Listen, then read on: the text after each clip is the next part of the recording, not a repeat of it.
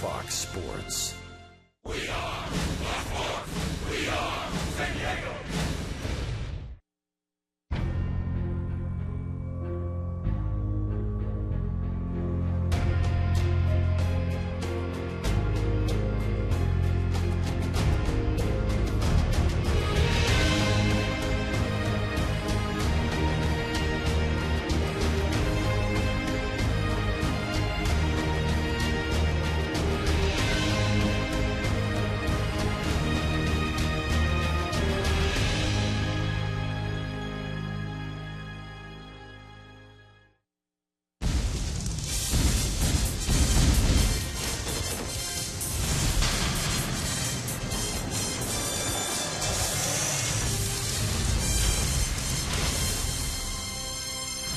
Well, last night at Petco, a game played under an avalanche of emotion. And the Padres, well, Tony Gwynn didn't always hit home runs, but he could win you games with base hits. And the Padres played small ball and beat Seattle 2-1. Tommy Medica with a game-winning hit as a pinch hitter in the 8th inning. As we welcome you, Park at the Park, Petco Park in beautiful San Diego, this afternoon game on a Thursday as the Padres once again host the Seattle Mariners. And good afternoon, everyone. Mark Swinney giving Mark Grant a couple of days off. Dick Enberg, we're pleased that you've joined us. And indeed, the Padres today, it's going to be fascinating because a young pitcher on the mound, one that had a rough start and then a terrific start in New York. Is he part of the future? Well, this was a young man that was trying to get an opportunity, and he was near his hometown in front of friends and family, and I thought he showed up to work that day and had a different purpose than his previous start. A lot of it was fastball command early and then the breaking ball. Very impressive how he spins the ball out of his hands. It's that 12-6 breaking ball that gave the Mets hitters a lot of troubles on that start. So Jesse Hahn spins a one-hit shutout for 6 innings, 7 strikeouts, and throws in a major league base hit and RBI himself. One of the men he'll have to get out today to win is one of the outstanding hitters in all of baseball, Robinson Cano. Well, there's so much to like about Robinson Cano's swing, and there's some elements involved that we want to definitely focus on. It is definitely that back elbow. If you watch this collapses into that slot that a lot of hitting coaches talk about. That slot enables the hands and the maneuvering of the hands to get through the strike zone. If we go out of that and we go to those hands and the movement, this is where Robinson Cano really makes his money. He is in that slot, he stays inside the baseball, but he can power a baseball and have a rhythmic swing. As he starts his launch into that strike zone and attacking that ball, he controls the barrel with the hands, palm up, palm down, like Tony Gwynn always talked about. And when you have that initiation, you are going to be able to release the bat head. When you release it at the baseball, that is just a picture-perfect swing. You see the perfect uppercut from the left-handed swing, and Robinson Cano knows how to power the baseball as he did against Eric Stultz. Yeah, that was a delicious swing there. Well, Jesse Hahn is on the mound trying to give the Padres a victory so they can split the 2 games here, or win the 2 games here and split the 4-game series as the Mariners won 2 up in Seattle. More on Jesse Hahn when we return to Petco.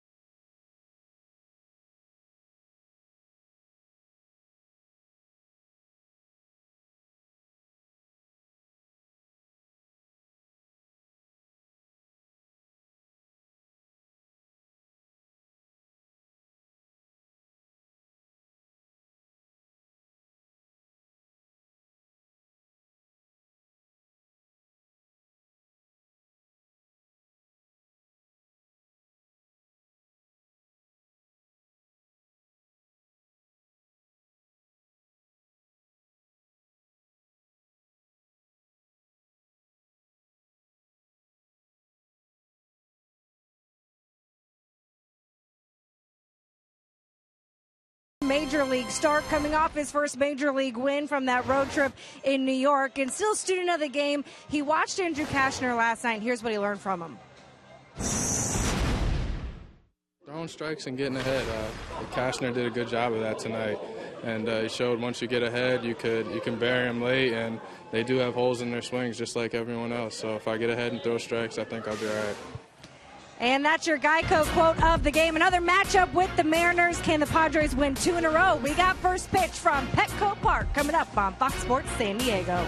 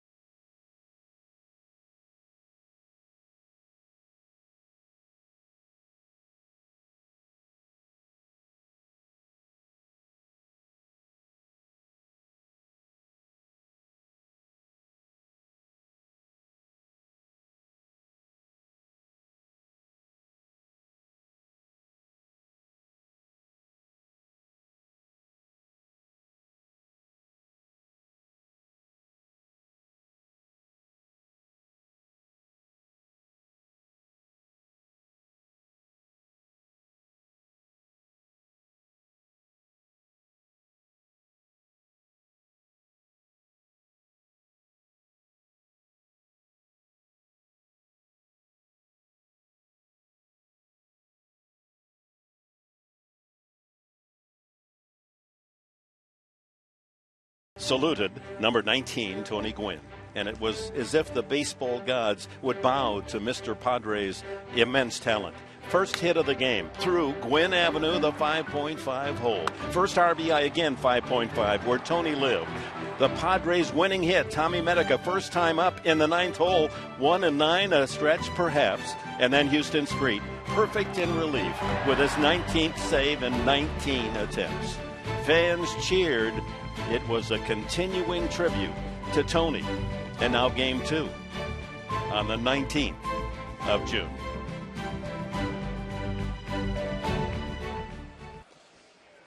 And has to make one wonder if it isn't more than just a coincidence. Oh, yes. Number 19 as we play on the 19th of June, and fans continue to visit that magnificent statue of Tony Gwynn and honor his memory as Jesse Hahn takes the hill. Let's take a look at the Mariners starting offense today. Andy Chavez will start it off. It's brought to you by Mattress Discounters. James Jones hits second. Robinson Cano, the second baseman, batting third. Kyle Seager's been on a tear. 8 runs batted in the last 4 games for the third baseman.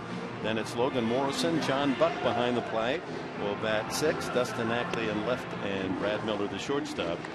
Erasmo Ramirez, not familiar with being in the lineup as a hitter, as the DH used, of course, in the American League. Here's Jesse Hahn. Well, let's take a look at the scouting report for the youngster. The young right-hander has to have curveball success, a lot of success against the New York Mets, and also pitch like you belong in the big leagues. He is having an opportunity. It's a golden opportunity.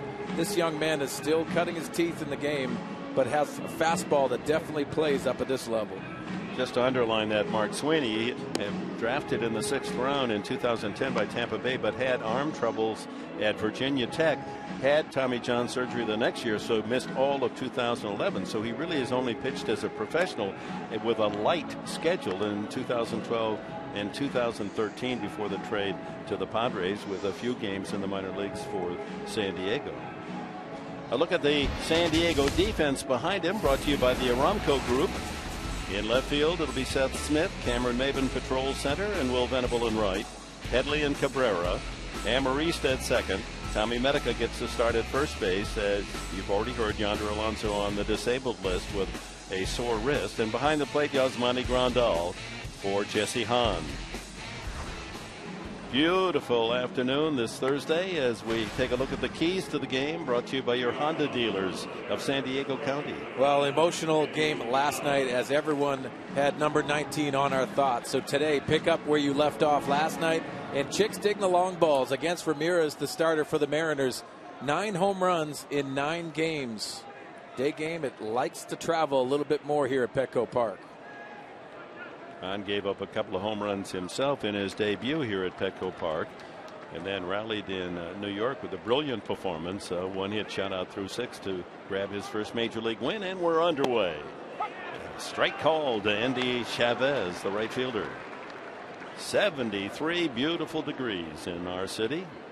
The usual 12-mile-an-hour breeze out of the northwest. 1 ball and 1 strike. On good leverage. He's 6'5" and 190 as you look at Chavez's numbers on the season. He's had only 54 at bats, 12 hits. And a chopper by the mound, and that'll make it a tough play. The flip won't be in time. Amarista trying to go with the glove flip and not the quick grab bare hand, and by that time Chavez, who runs well, has an infield hit. Well, you can see the swinging bunt that just barely gets by Jesse Hahn, and he did the right thing. Lexi Amarista does the only thing he can do is flip a ball over to first base with his glove. Just not getting enough on that throw.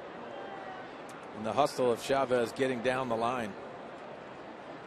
So an infield hit. The Padres won the game last night. 3 of their 6 hits were infield hits, and Chavez comes out to open the game for the Mariners with an infield hit. Started last night with that base hit right through the 5.5 spot on the left side of the diamond. James Jones, the center fielder. What we saw in Seattle was much to like.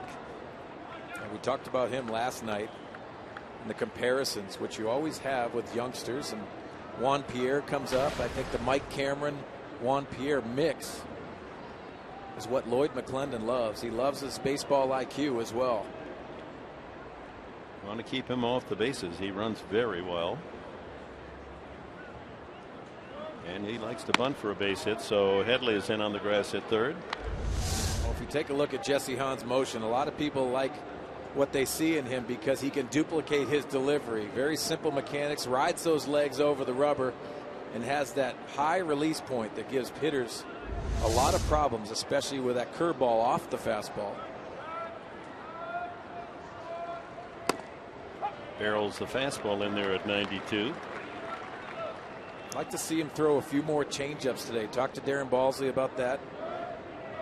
He agreed. He'd like to give another thought to the hitters, because if you have fastball, curveball, gives the advantage to hitters on sitting on pitches. Chavez with his lead, and the throw over by Hahn.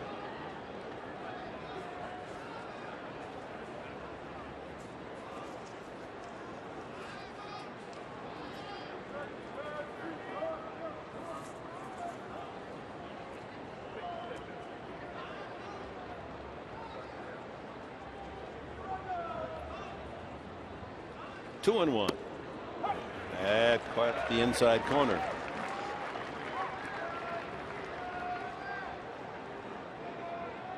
Now you see the crew chief, Dale Scott, 28 years of service. Be interesting how he calls that breaking ball. A lot of people say Jesse Hahn has that 12-6 curveball that sometimes it's hard to really give up on that and call it for a strike. As you can see, top of our Fox tracks. 2-2, and a line drive to center field. Jones. Chavez takes a quick turn and holds as Maven comes up with it. Jones punches a single to center. First two men are on for the Mariners. Bringing up Robinson Cano. Well, you can see the breaking ball again stays up in the strike zone. A lot easier for the hitter to adjust, as you can see, getting that foot down and being able to adjust and punch that into center field. Nice hitting by Jones. So here in the first inning, the first two batters accumulate more hits than the Mets did in 6 full innings on Father's Day. The day before Father's Day, that was last Saturday. The Father's Day present to his dad from Jesse Hahn was the baseball, which he picked up his first major league hit. Yeah, it was great to see him pitching in front of his family, East Coast relatives, and the present for Dad. Nothing better. Groton, Connecticut, home. Virginia Tech, the collegiate experience for Hahn. Cano, tough with men in scoring position, 340. Leads the team in almost all categories. Third in the American League in batting average with that 327 mark, behind Victor Martinez of the Tigers and Jose Altuve of Houston, another second baseman. Gave him the low pitch, did Dale Scott. And it's 0-2. Well, he tends to have a liberal strike zone, which is a good thing for Jesse Hahn. Good to see him attacking Robinson Cano. That breaking ball has been up in the strike zone early in this game. See if he makes the adjustment moving forward. There are the American League National League leaders and American League. The Major League leader is Tulowitzki with LaCroix of Milwaukee. Martinez, the top American League mark, then Altuve, and Cano third in the American, 5th overall.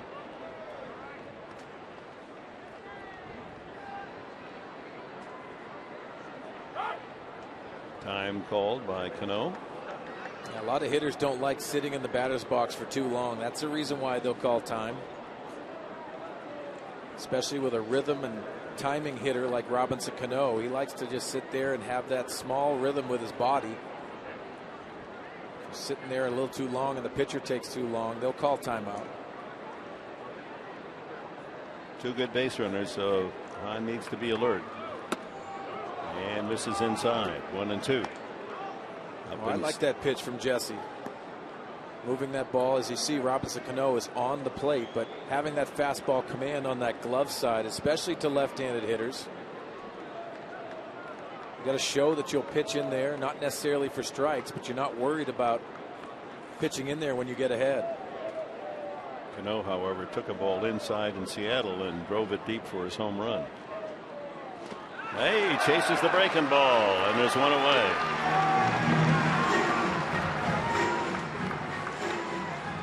We saw the Mets have a bunch of trouble with this big curveball. Yeah, when you pitch in, you expose the hitters not only on the outside part of the plate, but those hard breaking balls in. Very difficult from the hitter to lay off. Out of the hands looks like a fastball, and good breaking ball by Jesse Hahn for the strikeout. That's about as bad as you'll see Cano look. He not only was way off the mark, but was totally in front of the pitch. Kyle Seager, the third baseman, leading the team in home runs with 10 and those 47 RBIs. 3-run homer in Seattle. Fastball tails outside. Well, we said last night that the offense for the Seattle Mariners are not taking anything away from Kyle Seager, but he's typically not a cleanup hitter. A lot to like about his swing, his approach, but they'd like to get some protection for Robinson Cano moving forward. To second, nice grab by Amarista, and a double play for the Padres. Alexi Amarista ranging to the backhand makes a perfect pick.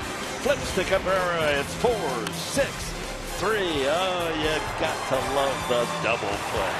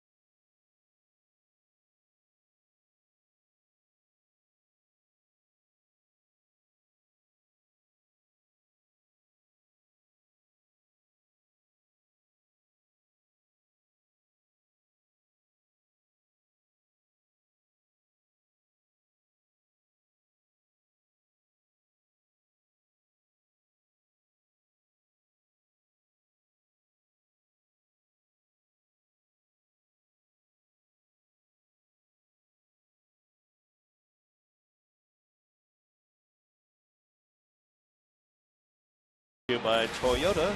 Will Venable to start things with Everett Cabrera in the second slot. Seth Smith 4 for 8 against Erasmo Ramirez. Then Chase Headley cleanup. Yasmani Grandal turned it around, hit left-handed. Tommy Medica in the lineup at first base, bat 6. Then Cameron Maven, Alexi Amarista in the 8th hole, and Jesse Hahn, who got that one hit in New York, will bat 9th. Let's take a look at our scouting report. Erasmo Ramirez, fastball's erratic in the strike zone, not having command with that fastball. He was a strike thrower when he first came up, but likes giving up the long ball. In his 9 starts, 3 home runs in the first inning.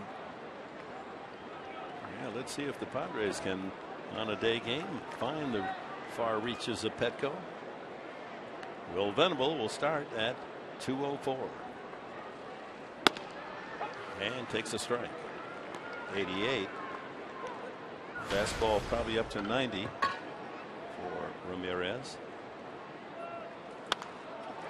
Looper into center field. Base hit. So Venable starts with a flare single, and the Padres have something brewing early. Here's Everett Cabrera.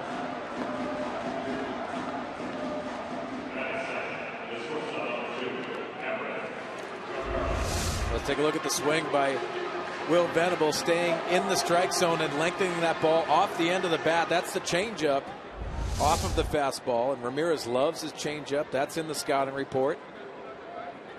Nice job by Will Venable staying through that, lengthening the swing through the baseball. Cabrera 225. And the small ball worked last night, and he was tempted, and now finally throws to first base in time as John Buck thought about going to second on the 4th, went the sure out, and the Padres have a man in scoring position as we check the Mariners defense, brought to you by Honda. The outfield of Ackley on left, Jones in center, and Chavez in right. Seager, Miller, Cano, and Morrison on the infield. Buck behind the plate for Ramirez.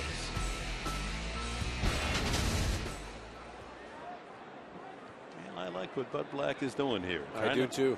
Get an early lead. Yeah, I got to agree with you, and that puts pressure on the other club. At the beginning of the year, they didn't do that. You give trust to your hitters, but they've proved that they have to get them in scoring position, try to take some chances.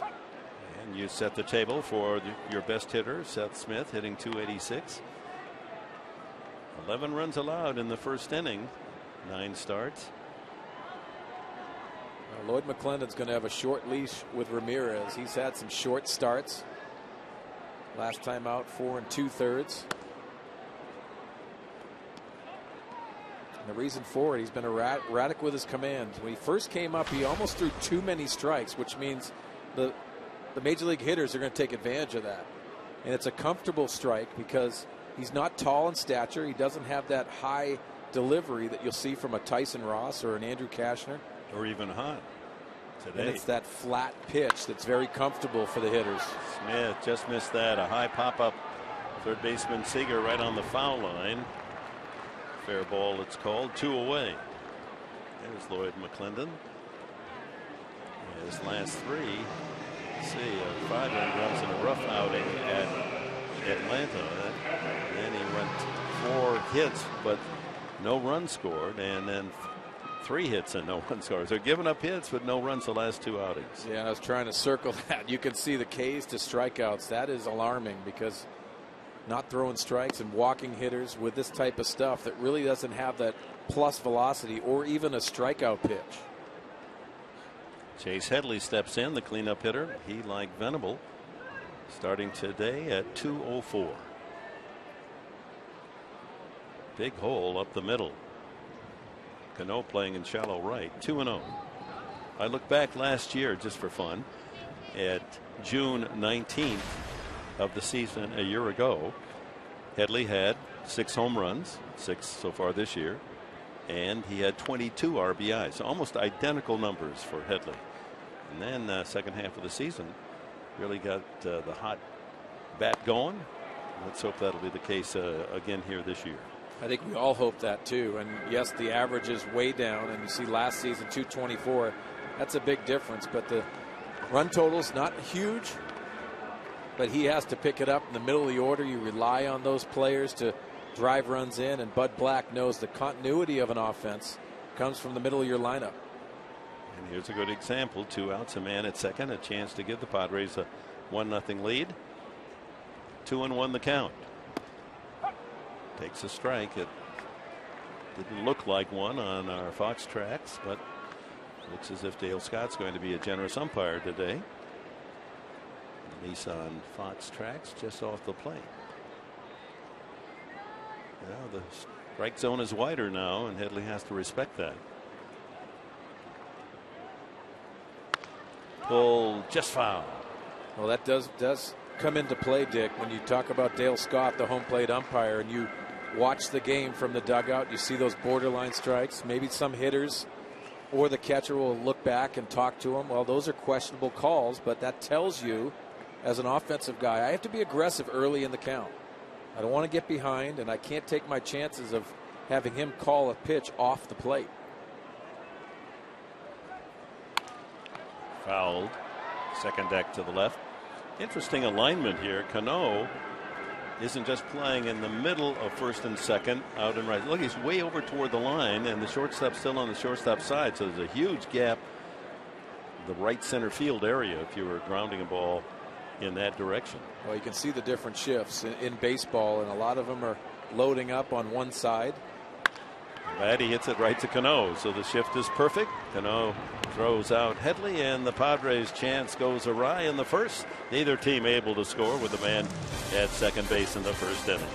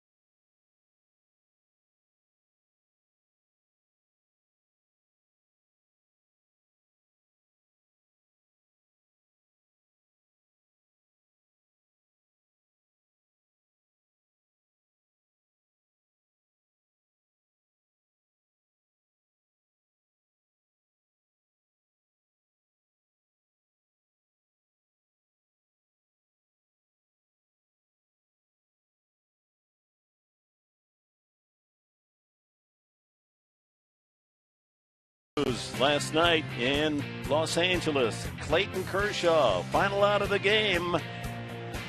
Coming up. Oh, this is Hanley Ramirez has a play here. This is the only base runner for Colorado. An error by Ramirez, and but for that misfire on the throw, 26-year-old Kershaw would have thrown a perfect game. No hitter will be just fine, thank you. What a pitcher he is.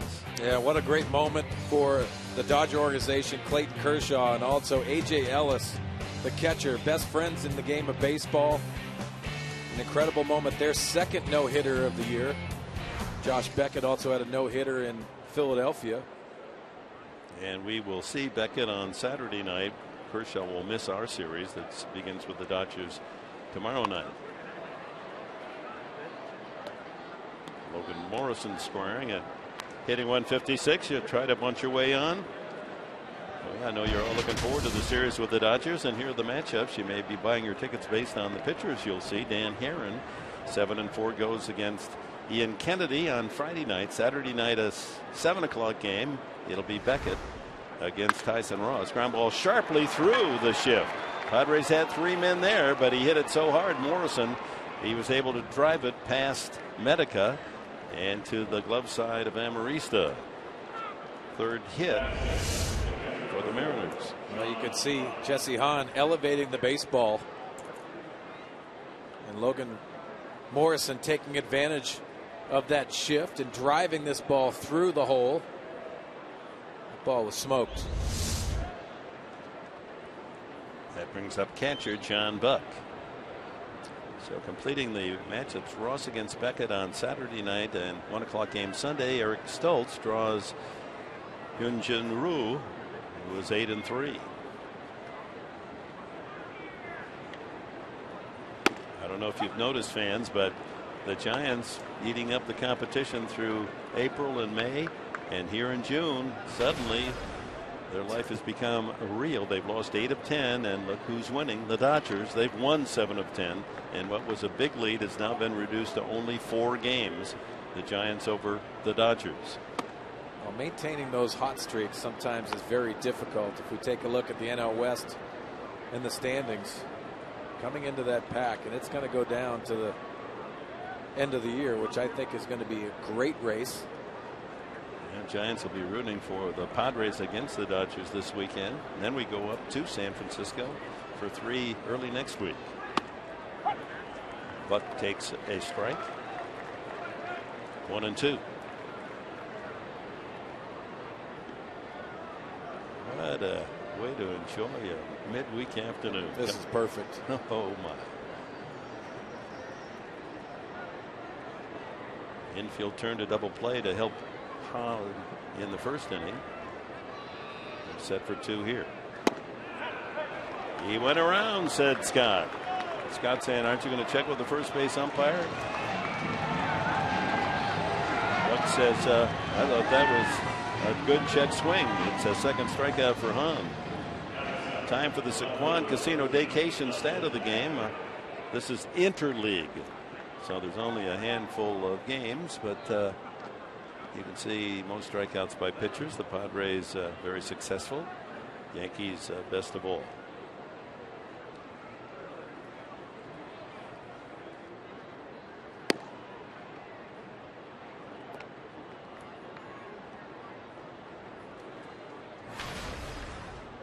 Dustin Ackley, occasional power. He's knocked in 25.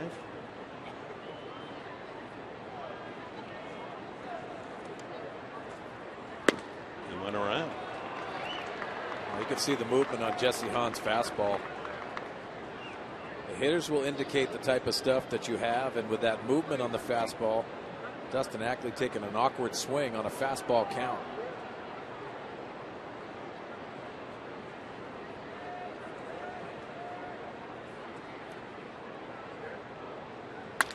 Up the middle could be 2.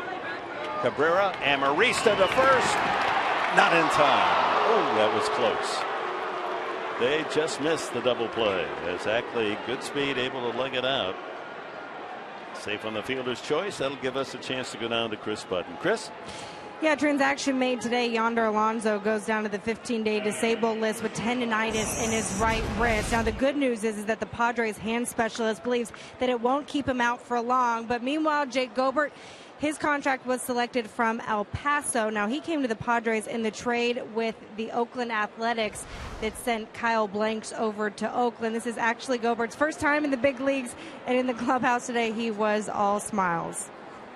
And we may just see him this afternoon. He's 26 years of age, a left-handed hitter. So 2 outs. Ackley safe at first, and Brad Miller, the shortstop. Right back to Hahn, knocks it down, has time, and throws him out. That's it for the M's in the second inning. Padres will start the bottom half of the second with catcher Yasmani Grandal. He has 6 homers this year, tied for the club lead.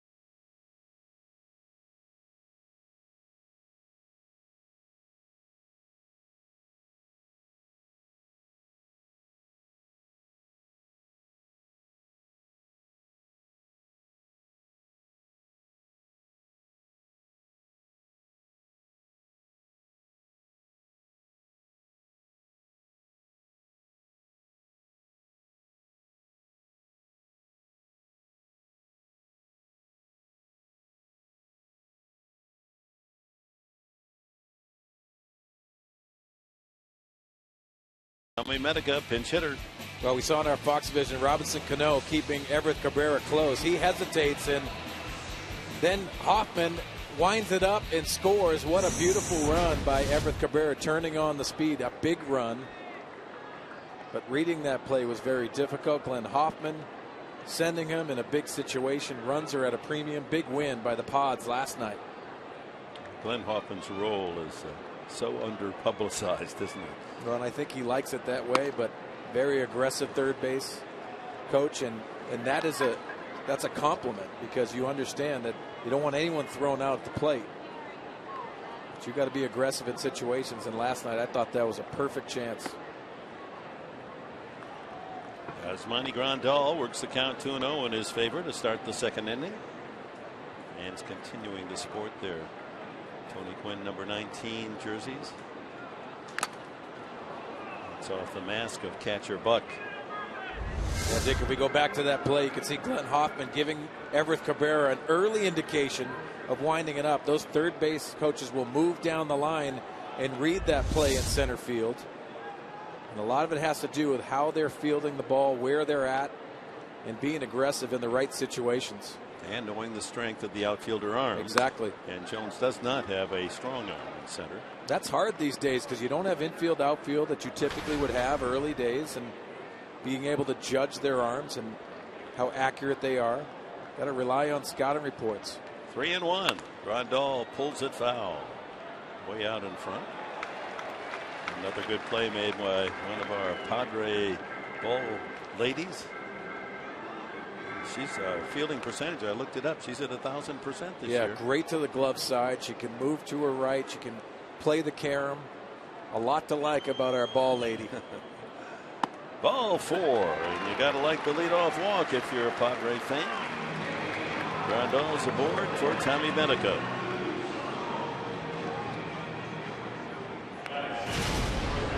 And Medica called a pinch hit last night. Didn't hit it hard, but he was able to drop it into center field in front of Jones. Cabrera with a hesitation, and then the sprint to the go-ahead run, 2-1. Yeah, credit Tommy Medica, not looking very good against the curveball earlier in that at bat, and then making that adjustment, going and digging that out of the dirt typically, and big hit for the Pods.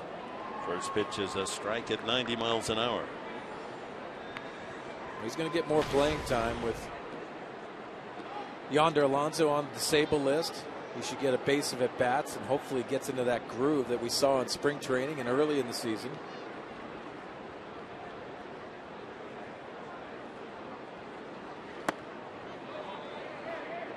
He did not go, says first base umpire Dan Isonia.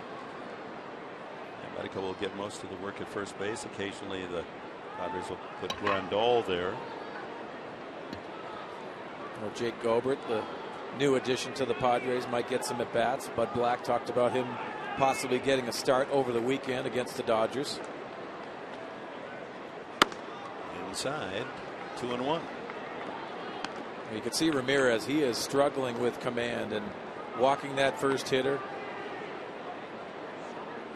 You can see not commanding the fastball really is problem number one. And then you rely on the off-speed stuff. You get hurt in this league relying on just your off-speed stuff when it is flat. Doesn't have that two-strike break that we saw from Felix Hernandez last night. Well, watching on television last night at home, King Felix, wow. what stuff, huh? That is not easy stuff to square up at all. The changeup is, he has plus pitches across the board. 3-1. The breaking ball is so quick, so sharp. Yeah, the ultra competitor, athletic, loves the game, has passion, intensity. Comes away with a no decision to stay at 8-2. Starting to pitch well enough to win. Padres scratching out a victory. Well, you go back to Andrew Kastner's night last night and digging deep in the 6th inning, holding Logan Morrison at third base. Oh, back-to-back walks. Medica earns a free pass, so no one out. Grandal to second, Medica at first. Time now for you to tweet your photo using hashtag SDFanPhoto. Chance to have it shown in an upcoming game telecast brought to you by AT Table set, no one out for Cameron Maben.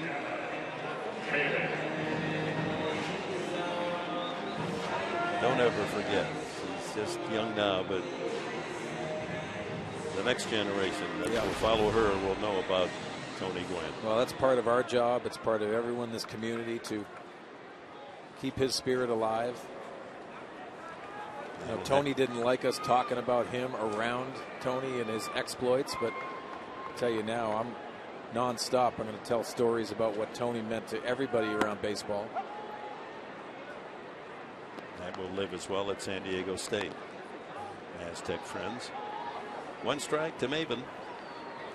Cameron sitting on 3 RBIs for a long time.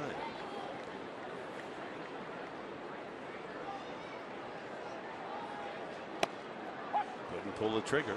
0-2.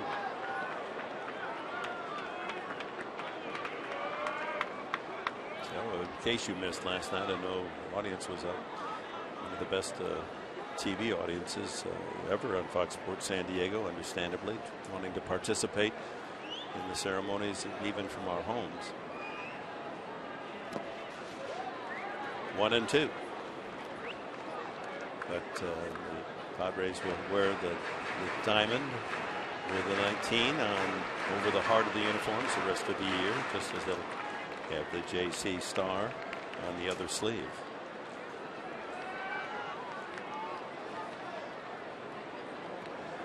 Sadly, it's testimony to losing 2 icons in less than 7 months. Infield fly, easy chance for the shortstop, and there's one away. So the official ceremony will be next Thursday, a week from today, fans. The gates will open here at Petco at 5:30, and at 7:19 military time, 1919 hour, the tribute will begin. That's 1 week from tonight. So come early and with your friends pay tribute to the one and only.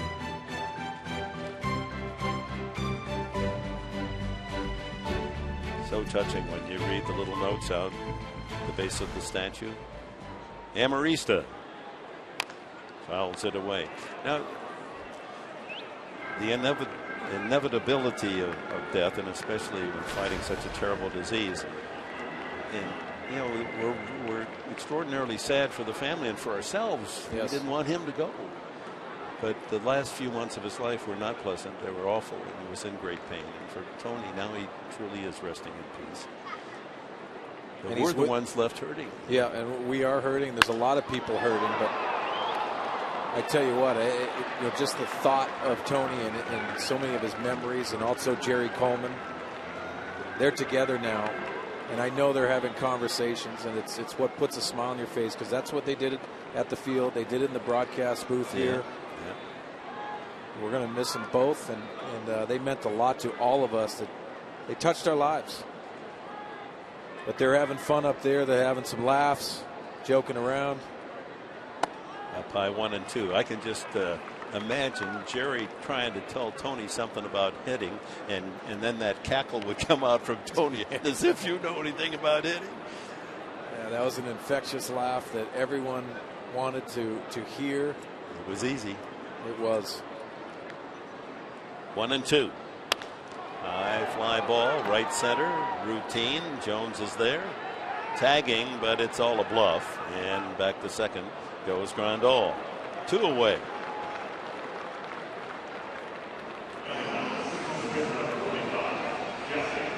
Well, Jesse Hahn made fun of his hitting. He said, I hadn't had a base hit since high school, and yet delivered a key base hit and an RBI, even though it was a loop shot over the first baseman's head.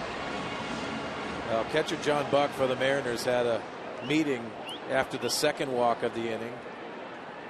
And he gets Cameron Maben. He also gets Amarista, and just had another meeting to remind Ramirez to how he has to get out of this inning. Jesse Hahn needs to come up with a big hit for the Pods.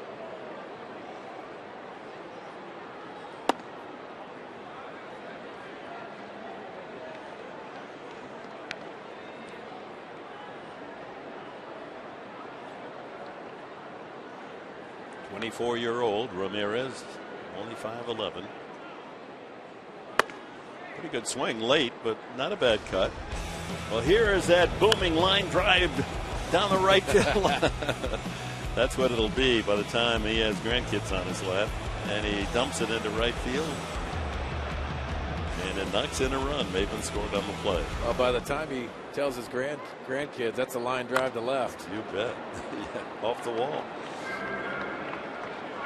1-2 now to Jesse.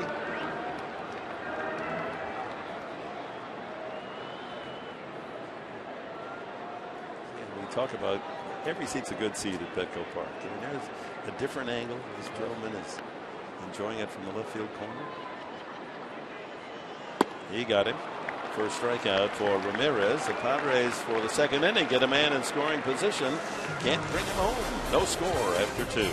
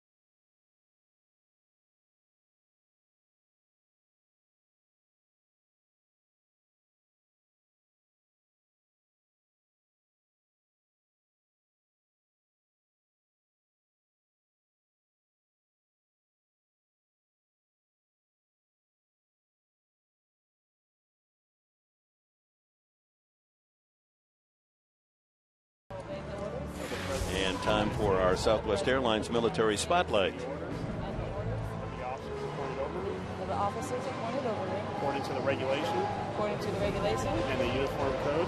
And the uniform code. Of military justice. Of military justice. So help me God. So help me God. I swear. I swear. I'm fully aware. And I'm fully aware. And fully understand. I fully understand. The conditions under which I am enlisted. Conditions that I am enlisted. There you go. Congratulations. Thank you. With all the medals on that woman's uniform, she obviously is re-upping. You see the flags at half-mast in the right field corner.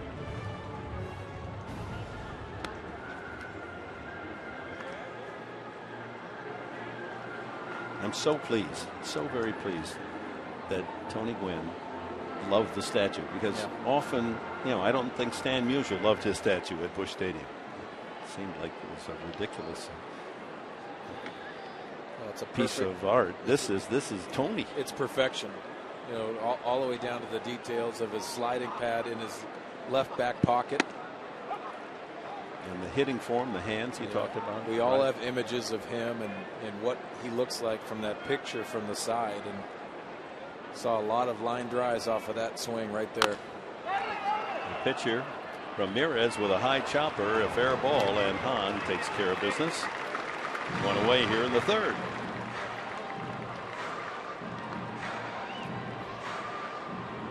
Brings the top of the order up. Indy Chavez, an infield hit the first time. There it is. Palm up, palm down. Head right on the baseball. Vision was elite. And the detail on that statue. You know, Dick, we spent a lot of time out there with our set out there, and we constantly brought up stories, just watching and looking at the pictures of that statue, and Mike and I talked about it all the time. It's a luxury to be out there and see the fans coming out, taking pictures all the time of Tony Gwynn.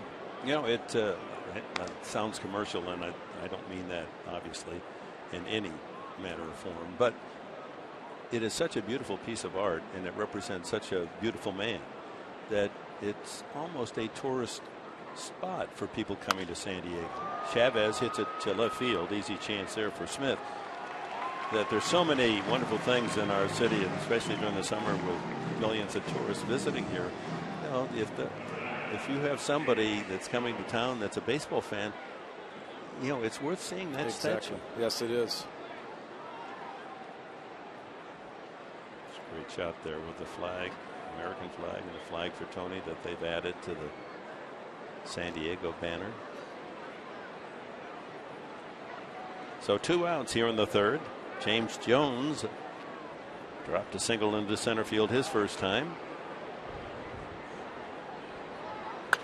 So this young guy has hit safely in 30 of 38 starts. Lloyd McClendon liking him more and more.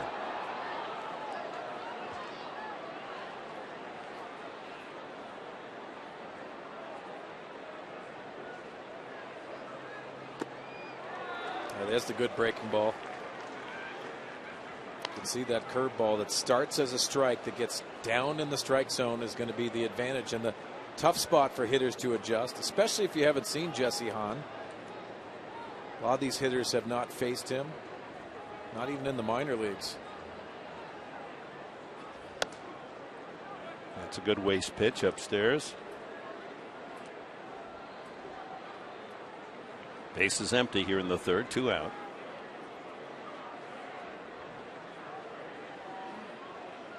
Is that fastball in?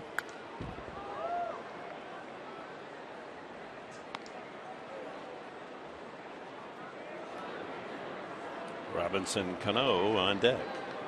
So not a bad spot for young Jones to hit. No, it's not. You know you're going to get good pitches to hit. You have protection behind you. There's a lot to that.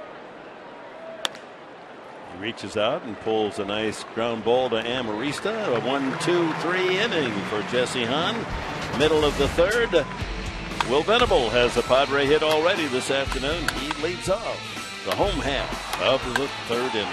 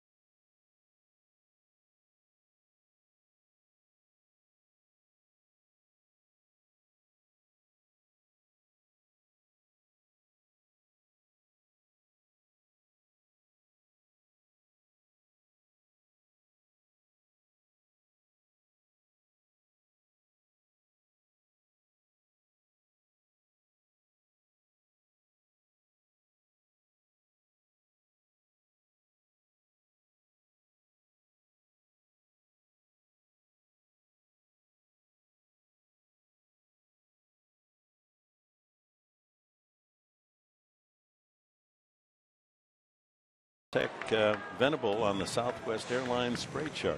Yeah, pretty even, but you can see from the right side on his hits, the pull side has been his strength this year. Last year he started to hit those line drives to left center, and then those home runs started coming and the consistency came. Now Will Venable's gone to a little bit of a leg kick and trying to get some rhythm and timing involved with his swing. Singled his first time up, the only Padre hit. Moved to second on a sacrifice from Cabrera, but Smith and Headley made out. Padres had the first 2 men on in the second on walks to Grandal and Medica. Nothing happened. Fly ball shallow and left. A long run, and Ackley gets there for the out.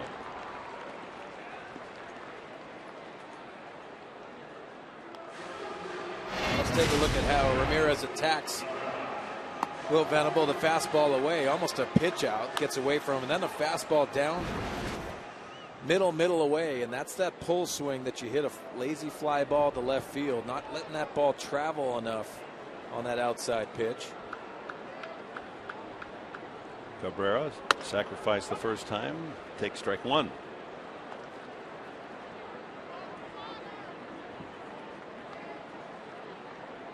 He and Ramirez, natives of Nicaragua. Both have been named Athlete of the Year in that country. He is listed generously at 5'11". Ramirez, 200 pounds. All thighs. Change up 1 and 2.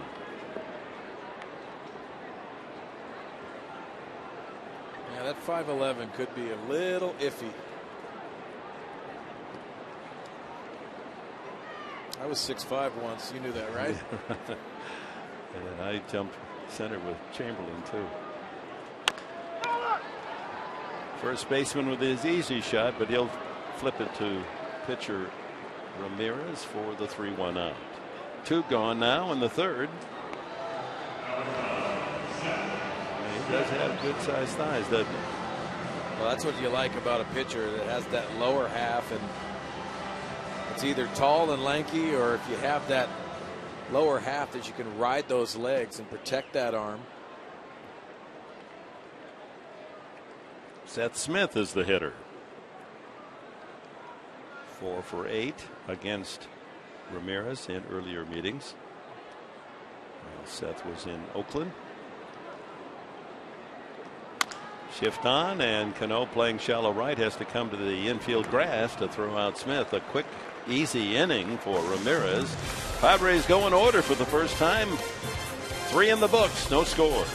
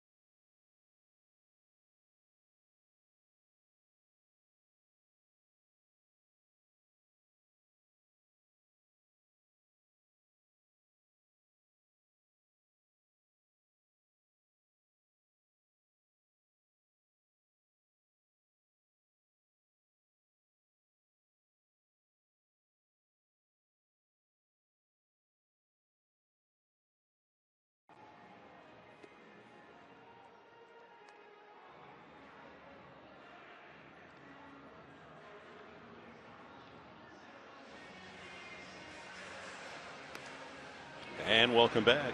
San Diego's Petco Park. No score as Jesse Hahn and Erasmo Ramirez matching shutout innings.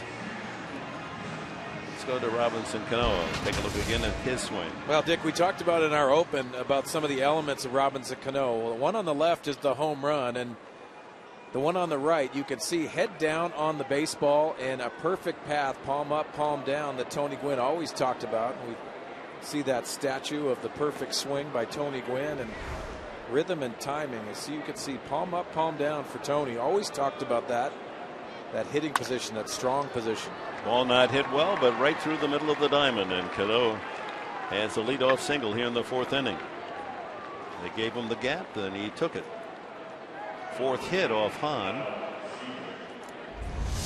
Well, the swing of Robinson Cano that we just talked about, elevated fastball, and you can see driving that barrel on top of the baseball first.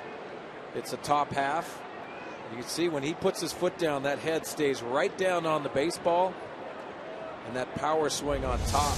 He'll take the singles. The average is more important. He hasn't been driving the ball for home runs, but for Robinson Cano, those come in bunches. Brings up Kyle Seager, the cleanup hitter, grounded into a 4-6-3 double play. First time. This will be a high fly to shallow left. Seth Smith settling under it for the first out. One pitch, one out to Seager. Logan Morrison, the first baseman, is next.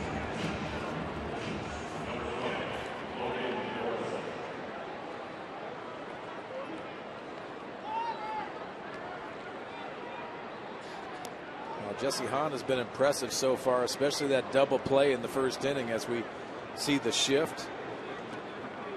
3 guys on the right side, and Everett Cabrera at his normal shortstop position. 35 pitches for Hahn, 26 strikes. Foul ball. Your cleanup hitter, or number 5 hitter rather, Logan Morrison. That's the second time he's started his sequence with a square round trying to bunt. Yeah, it makes no sense to me. I might be the minority, who knows, but for a power hitter that's expected to drive the ball out of the ballpark, and you see the numbers, he's been struggling. That goes into the equation. But laying a bunt down just because they shift on you and you're asked to be a middle of the order guy and try to drive the ball, it does not make any sense to me. He singled sharply through the right side the first time. Like he tried to shoot it to left field there. 2 strikes to count. Yeah, that's the thing you have to battle with the shifts now, is stick to your strengths.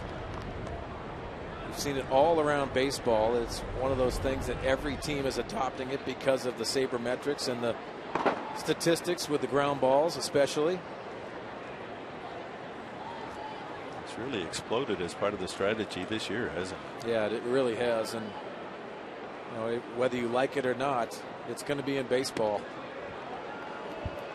There's too many statistics, Dick, that you see. You know, a lot of Carlos Tosca for the Atlanta Braves said we take about 100 of the previous ground balls, and that's what indicates where we play and how we position our infielders.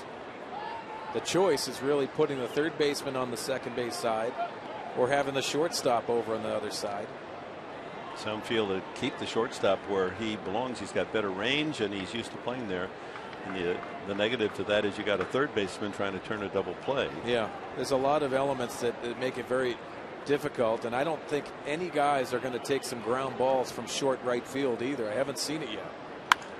Shot to the left side. Good play by Cabrera. Back to first. Not in time. Morrison just did beat the relay. That would have been an incredible double play because Headley was or is it Cabrera over there? Yeah, Cabrera goes to his right, and then Chase Headley takes that like a second baseman across as Bud Black takes a little jaunt to Dan Iasonia, the first base umpire. Well, let's take a look at the call at first base as we remind you that Fox Sports Supports is proud to collaborate with Stand Up to Cancer, a groundbreaking initiative created to accelerate innovative cancer research that gets new therapies to patients quickly in order to save lives now. For more information, visit foxsportssupports.com. Well, Dick, you know I'm still trying to score. So how do you score that play right there? 6-5? No, I go 6-4, and then I put a little note up here in the corner that Headley was the man who committed the relay. If the shortstop's on the second base side and it's out, I recorded 4-3. That's where the ball was hit. Just because the wrong guy fielded it, it's not going to mess up my system of 50 years. There's the play at first, and boy, well, the glove hides the. No, he beat the squeeze of the ball. 1-0 now to Buck. There goes the runner. The throw by Grandal offline, safe. Good throw would have gotten him, but tough play for Amarista to have to go over to the shortstop side and then whip back and try to make the tag. Yeah, Dick, there's so many elements to throw out runners, but this is a good pitch to throw on, and you could see Logan Morrison doesn't get a great jump, and this ball is thrown on the shortstop side, and Alexi Amarista does a nice athletic play to try to put the tag on. That throw has to be on that second base side for Alexi to apply the tag. Better be wide on the second base side than a little bit wide on the shortstop Yeah, side. because you can apply the tag, you can let it travel a little bit more and drop that tag on the runner, even if it's on that second base side. And Yasmani Grandal knows that. Haven't seen too many great throws from Yasmani Grandal, and also the consistency factor. Second steal of the year for Morrison. 3-0 now the count to Buck. Ball 4. Pretty good pitch, but on 4 tosses, Buck is aboard. That's the first free pass from Jesse Hahn. And with 2 on, Dustin Ackley steps up.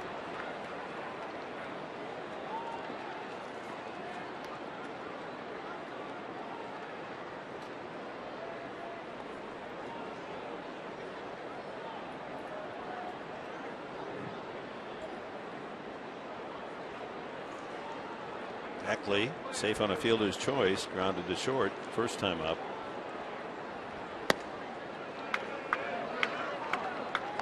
He's not missing by much.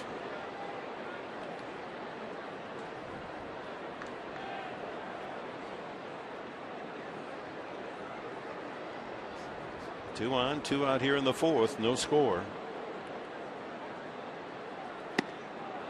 Good breaking ball.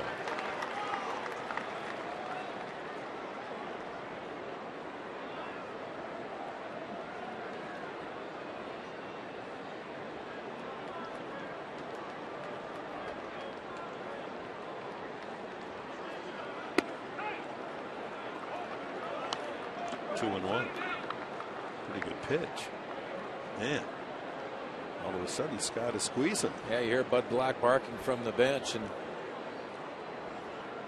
seems like that strike zone has changed a little bit from the beginning of the game. That ball well in the strike zone. Nice curveball right there. So 2 and 2 now. Hahn working on Ackley. A critical early spot in the game. 2 on, 2 out. Yeah, 12-6 rotation here. And the hitter gives up. As you can see, Dustin Ackley doesn't think that's a strike and dips in well in the strike zone as our Southland Technology Fox tracks. Misses away, and full count will give the runners an extra step.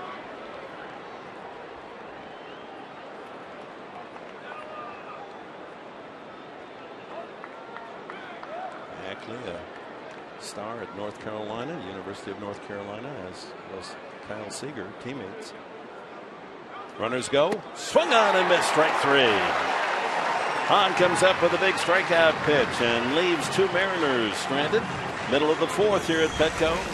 No score.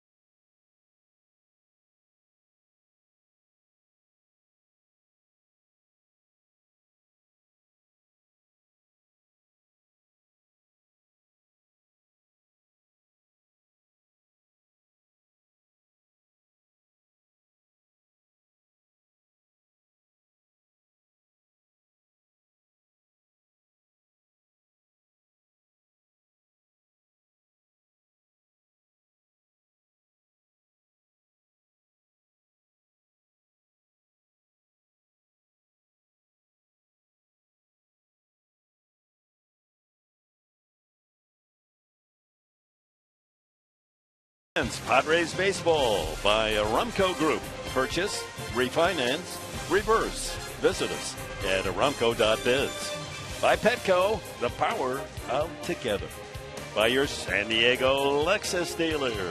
And by Southwest Airlines. Find Southwest Airlines fares online only at southwest.com. Chamber of Commerce Thursday afternoon. Fans enjoying baseball and the great outdoors. Padres and Mariners locked up in a scoreless duel as we go to the bottom of the 4th inning. Fans up on the roof of Western Metal Supply Company. That'd be a nice place to visit. And you're all welcome to visit. You don't need a ticket to get up there. That's once you're in the house, you can find your way up to the top. Yeah. Beautiful perspective up there. Yeah, some good food up there, I hear. Chase Headley. 1-1 the count. Headley grounded to second, and that shift is on. He's got a hole between the third baseman and the third base bag, and one right back up the middle. If he pulls it, he's in trouble, and that's what happened the first time. It went right to Cano. 2 balls and a strike. He loops it the other way, but left fielder Ackley has room to make the catch. 1 away. Well, Mark Loretta's down near the dugout. Mark, I wanted to ask you, when you've been in slumps, which we all have gone through slumps, did you swing more or did you swing less? You talking about the cage swings? Or yeah, just in your routine, and everyone's based on a routine. Yes. Yeah, I think you know the natural tendency is to want to get in the cage and swing more and more and more. But I think when you're going poorly, you can actually really wear yourself out like that. So I try to take a certain amount of swings, but make them quality, not just quantity. Yasmani Grandal takes a strike. Walked the first time.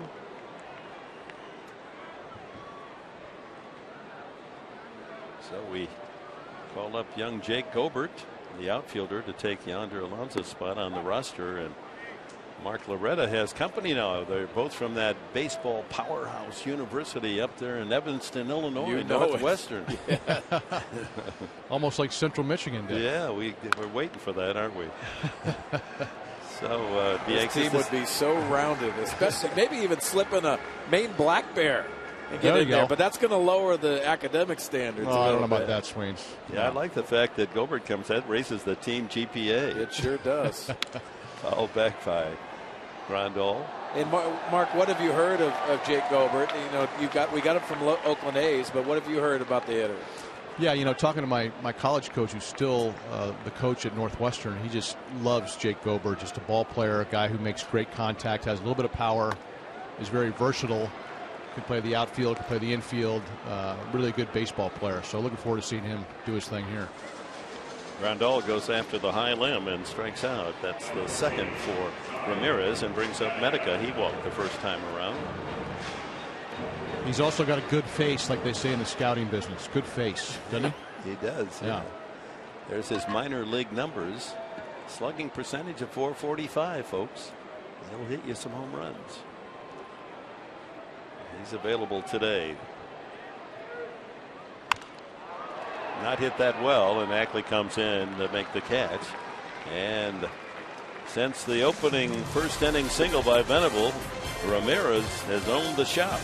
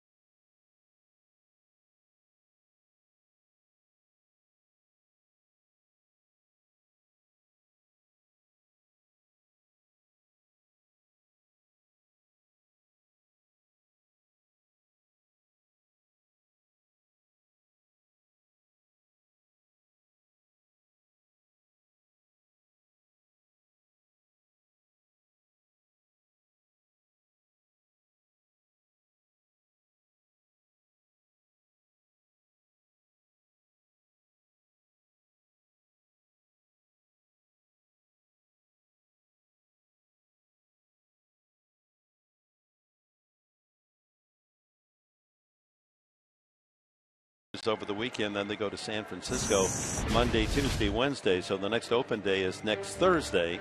And on Thursday night at 7:19, the ceremony will begin for the Tony Gwynn Memorial Tribute. Gates will be open at 5:30. Parking will be free, plenty of parking room. And we would expect a very large audience to be here for the final salute to Tony Gwynn. It's next Thursday, a week from today. 7:19 start. Obviously that time selected because at military clock it's 19:19 again to salute Tony. Jesse Hahn has been efficient. Of course, he's on a pitch count. Got through 4 innings on 49 pitches. That's good. He's been a strike thrower today. Got the big double play in the first. He's settled in since. Scattered 4 hits. Here's Brad Miller. Takes just outside the strike zone. Miller bounced one back to the mound. His first time. Ramirez, the pitcher, and then Chavez, the leadoff man, next. 1-1. A good two-seamer right there. With 51 pitches, I only have 2 changeups so far. And moving forward, you'd like to try to incorporate a little bit of those changeups and even throw it for a strike early in the game to put that thought into the hitters' heads. Another roller that's kicking foul. Mark Loretta's down next to the dugout. Mark, we haven't heard your thoughts. I know Tony meant a lot to you. You never played the same uniform, but you have many conversations with him. What are your thoughts? Yeah, you're right, Swing. I never got the privilege of playing with him like you did, but for me, the biggest thing in terms of baseball is, his approach, his mental approach to hitting, which I just loved and tried to incorporate in the career that I had after meeting him. But it was to simplify things. He said, if I could hit the ball 7 or 8 times out of 10 hard, then I could expect to get 3.5 to 4 hits per 10 at bats. And I thought that was a wonderful way to look at it and break down the season into segments. Yeah, so many messages and the knowledge that he had and the consistency we all marveled at.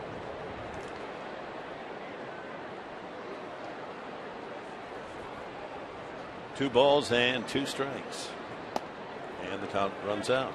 It's difficult, Sweens, as you know, to try and draw a positive out from a negative reinforcement. You can hit the ball on a line to the shortstop and he'll dive and catch with the bases loaded, but that's a negative feedback, even though you've done everything correctly. And I think Tony was able to take those positives, even though he made outs 7 out of 10 times or 6.5 out of 10. And that was the first walk from Jesse Hahn. He loses Miller leading off the 5th inning.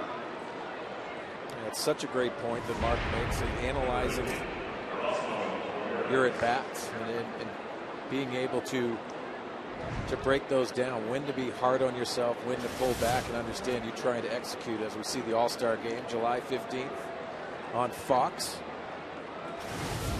Ramirez up there to bunt his runner along.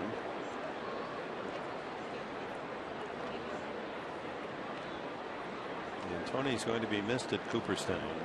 The Hall of Famers come back to salute the new inductees, and Tony loved being there. He said he always wanted to sit with Rod Carew and talk hitting.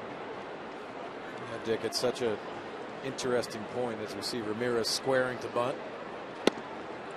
But a good friend of mine, his parents have been season ticket holders since 1969, and that's exactly what they said. They said they're really sad that they can't see Tony Gwynn every time they induct the new inductees into the Hall of Fame, that Tony's not sitting behind them with the rest of the Hall of Famers. Excuse me, that's the second walk from Hahn. He walked Buck last inning. And falls behind Ramirez, who's trying to give himself up. 2-0 the count.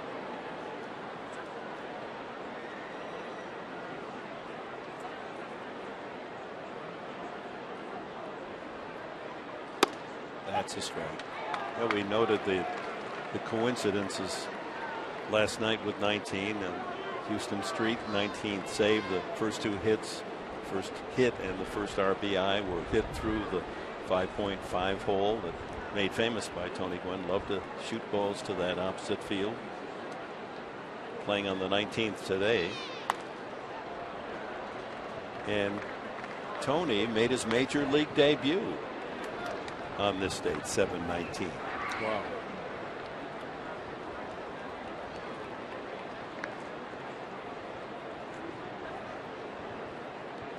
Two balls, two strikes. Trying to get Ramirez out of there without advancing the runner. He's going to try to bunt him with two strikes. Strike three, a foul tip. Fourth strikeout for Hahn. Chris Budden, what do you have for us? We talk about Tony Gwynn being larger in life. Well, check out the jersey that was hanging today from the City County Administration building. That one may be quadruple XL. The mayor also asking that all the San Diegans wear something Padres or Tony Gwynn related. And if you were kind of walking downtown or in Little Italy earlier today, saw tons of them. Yeah, that's great. It took a few Betsy Rosses to sew that one together overnight. Endy Chavez, infield hit and a fly to left. Well, Jesse Hahn with 4 shutout innings plus an out here in the 5th. Now has gone 10 plus. Counting the 6 in his shutout at New York. Headley looking for a bunt at third, but he's not bunting. Chavez takes ball 1. 61st pitch from Hahn. Well, this is the grind, and Jesse Hahn has not been stretched out in the minor leagues. Typically, when you're developing a starter that has gone through arm problems, they'll piggyback him with somebody else. They'll limit his pitch counts. And that's not necessarily easy to come into a situation where you're trying to get deep in ball games here at the major league level. But he's earned that opportunity because you can see the mechanics. He duplicates his mechanics. He has fastball command, and he has an outstanding breaking ball to go along with that. And there's still things to mature in this game with Jesse Hahn. But you got to be happy the adjustments he's made from that first initial start where it was overwhelming to the Mets start and now today. Showing a lot of poise. Third major league start. And that's one of the elements that is really looked at from Bud Black and his staff, the poise that you have on the mound, how you handle a situation in the big leagues when they put that second deck and the third deck on these major league stadiums. Sometimes it's very overwhelming. Right back to Hahn. He'll go to second for 1, and caught cleanly by Cabrera. It was a tough throw, and he was trying to turn 2. They weren't going to get Chavez in a double play anyway. It was a tough play for Cabrera unless he's just playing the sure out. He was trying to go for the double play. Well, Jesse Hahn needs to get an out here at second base. He throws a ball that really should be caught by Everett Cabrera. And yes, it was to his backside, but Everett Cabrera has to catch that. You have to get an out first, and if you get a double play, it can be very difficult to get Endy Chavez running down the line on that play anyway. So the Mariners with a walk and an error, only 1 out, bring up James Jones with Cano on deck.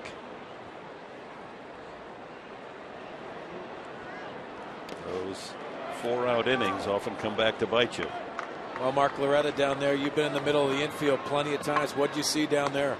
I think you're right, Swings. I think Cabby right there just anticipated the ball being thrown well, and I think as a fielder you've got to always anticipate the ball being a bad throw, and that way you're not caught off guard.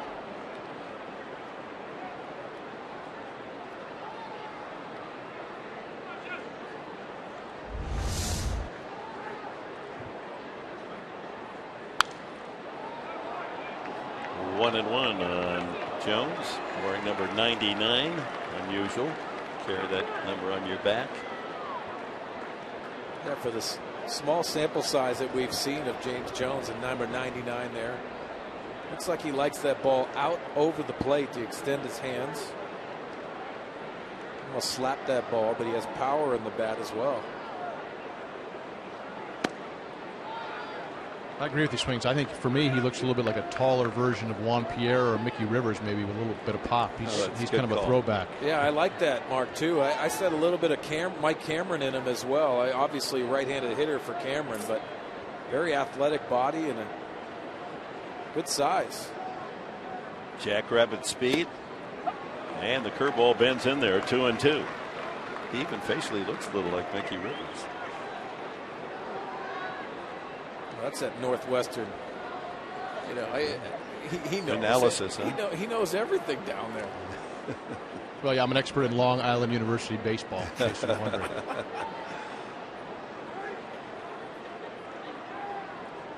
Big pitch, 2-2. Got him. Went right back to the breaking ball.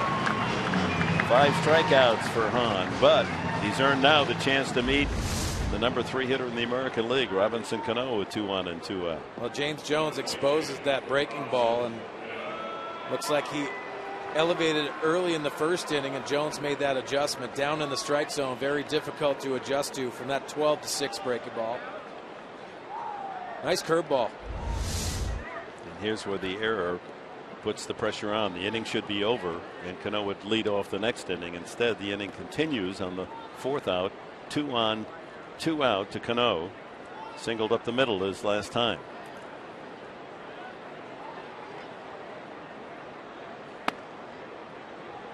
Just a little low. Cano on a hitting streak.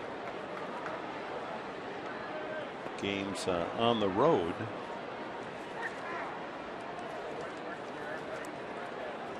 .353 with runners in scoring position.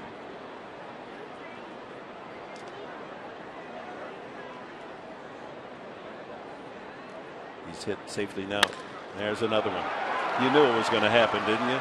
Here comes a runner around third, and scoring is Miller. It is 1-0 Mariners on an unearned run here in the top of the 5th inning. You just can't give a team an extra out. And Cano, with his second hit, he's hit safely in 20 straight road games. Well, you could see most lefties like that down and in, and Robinson Cano is exactly that, with that swing path, pulling his hands in and getting to that power position. That's a solid line drive RBI for the unearned run. Jones scampers around to third. Or rather, Chavez around to third. Miller checks in with the first run of the game, and here's Kyle Seager, runners at the corners.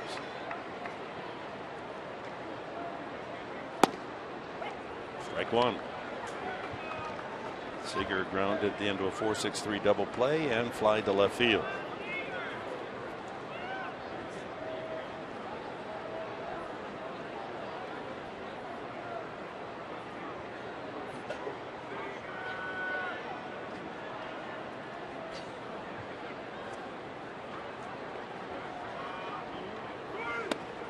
Change up there, or was that a curveball? Curveball.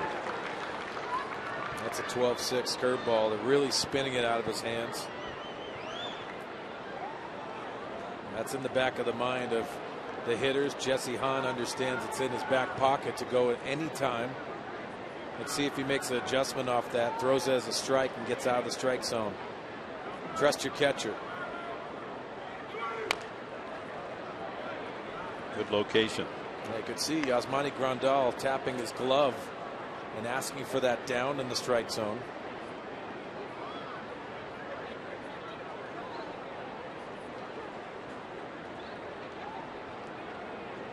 Toughest inning, most demanding, 24 pitches in the inning. 73 now in the game. Could be his last inning.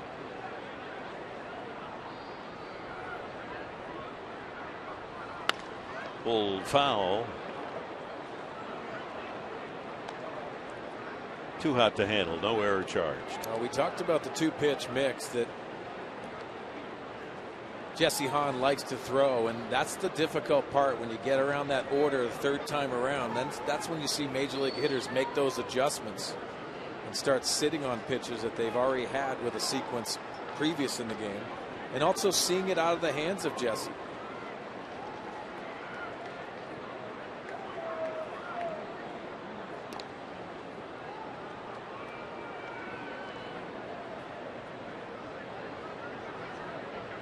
Leadoff walk, Miller. It's always a tough sign. Walk the leadoff man, then an error. Shortstop Cabrera. And the only hit of the inning, the single by Cano to break the scoreless tie. Got him. Strikes out the side, Hahn, in the 5th, but an unearned run for the M's. It's 1-0.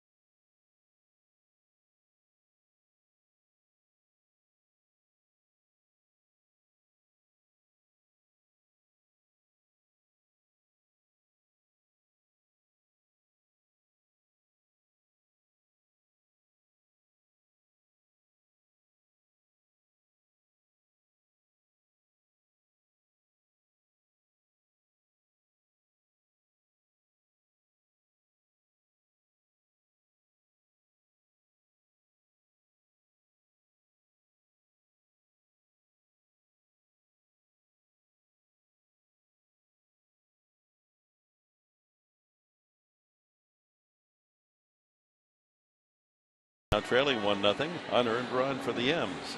Time for the San Diego fans of the game. Anyone wearing that 19 qualifies today.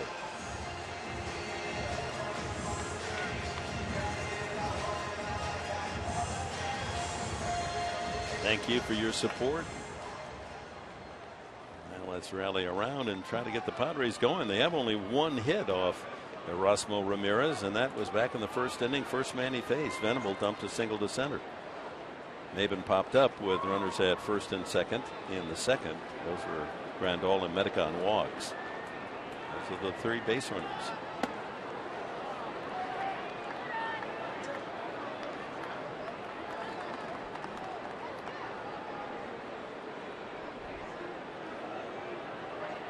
Because of wildness, Ramirez has the 4th worst whip in the American League. That's walks plus hits in innings pitched, coming in 1.64, 4th worst.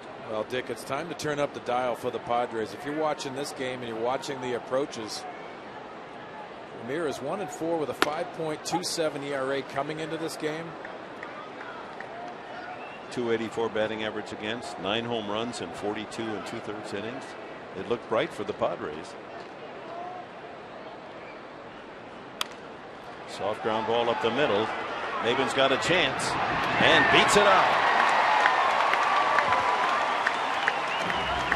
Padres have their 2nd hit. Maybe that's a good omen. The Padres killed them with kindness last night on 3 infield hits that produced 2 runs.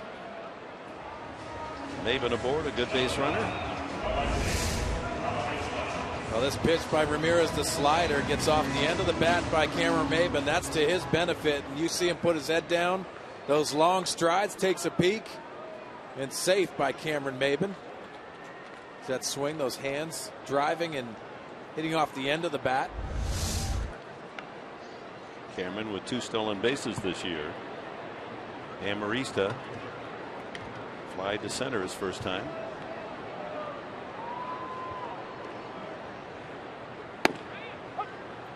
.91 on the fastball strike. Joe Bima warming up in the bullpen for Seattle. Sorry, Dick. Ramirez goes to that modified slide step. He understands Cameron Maben is trying to steal a base. Ideal situation for Cameron to let loose. 1-1.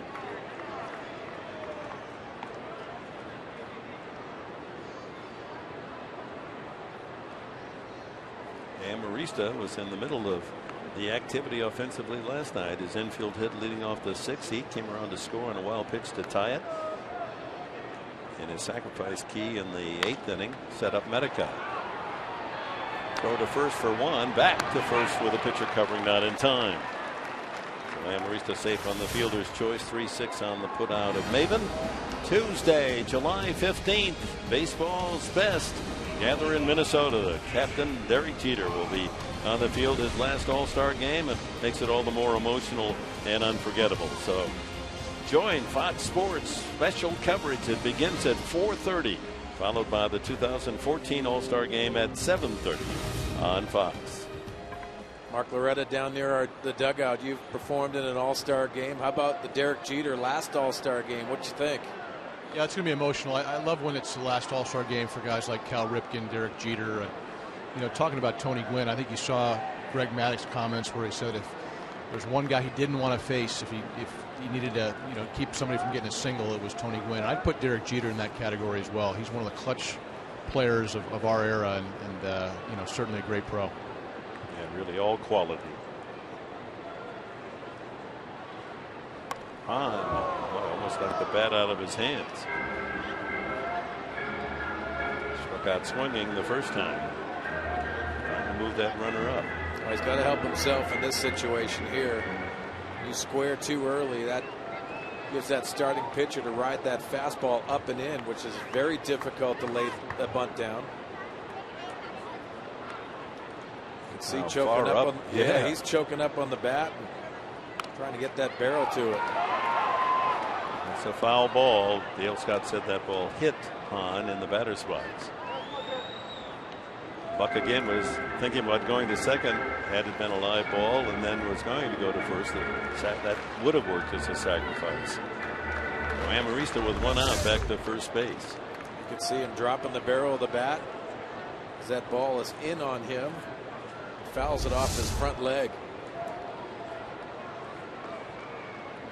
Still up on the handle with 2 strikes. Strike 3. 2 away. 3rd strikeout for Ramirez.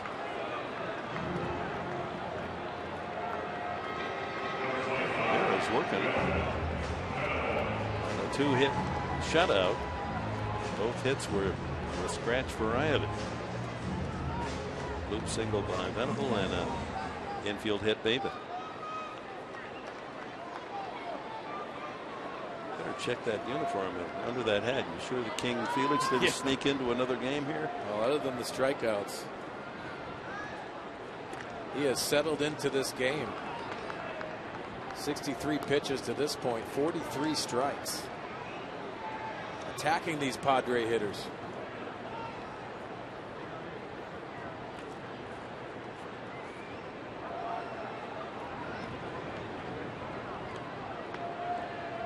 The 2 walks that he gave up in the 2nd inning to Grandal and Medica leading off were inordinate in terms of recent times for the Padres, because in the last 3 games they had not received 1 walk from the opposing pitcher.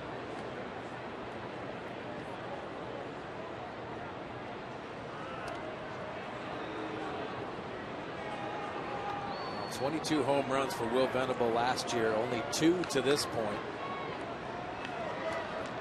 I'd take one of those right now.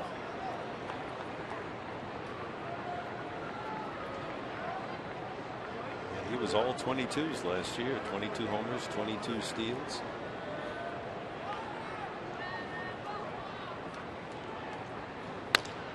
And the chopper to the left side. Shortstop Miller goes to first for the out. And the Padres are gone in the 5th. Seattle in front 1-0 to the top of the 6th inning.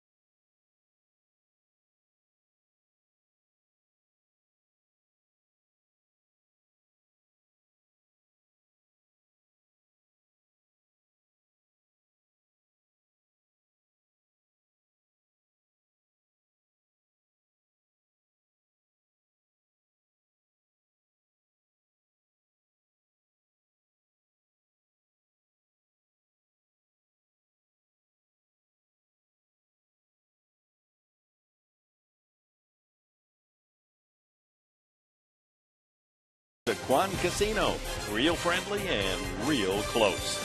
By Jack in the Box, head in for the new Jalapeno Ranch or Barbecue Ultimate Cheeseburgers.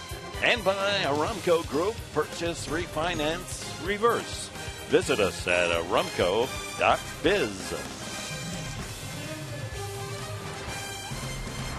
Traffic at a speedy pace. Gaslamp District will be buzzing tonight after the game as we reach the 5:15 hour on this Thursday afternoon. Jesse Hahn has given up one unearned run as we go to the 6th inning. Good line again, strikeout pitch going. He had 7 and 6 innings in New York. He's got 6 through 5 tonight or this afternoon. So you got to wait till 6 o'clock to call it tonight. Morrison, Buck, and Ackley are scheduled for the M's.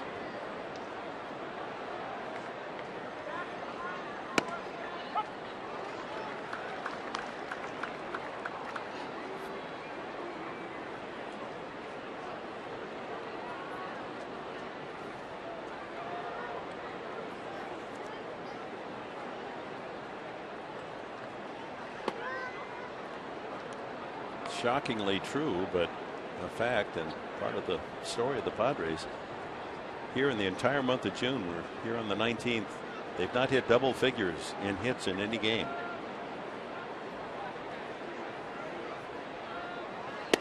And they have only 2 today. Well, a lot of pressure put on the pitchers. And they're performing and doing an admirable job of trying to eliminate out of their thoughts, trying to keep these games close. Just hopefully this offense awakens. Nice pitch on the inside corner, strike 3. Number 7, and remember Hahn struck out the side in the last inning. In fact, the last 5 outs have been strikeouts. Let's take a look at the repertoire of Jesse Hahn. You can see the fastball there and the movement on our tracer and our Fox vision, but then the breaking ball, you can see multiple spinning breaking balls. That's the hard breaking ball. It really is the 2-strike one. Awkward swings by the opposition. Jesse Hahn is impressive in his last 2 outings. John Buck, the hitter, he takes the fastball for a strike. Well, Logan Morrison does not like this. That's a beautiful pitch with that movement back on that inside edge of the plate. 2-seamer coming back over the plate. Gee, with the tracer effect that you just saw graphically, you can see how that curveball will bend the knees of a hitter.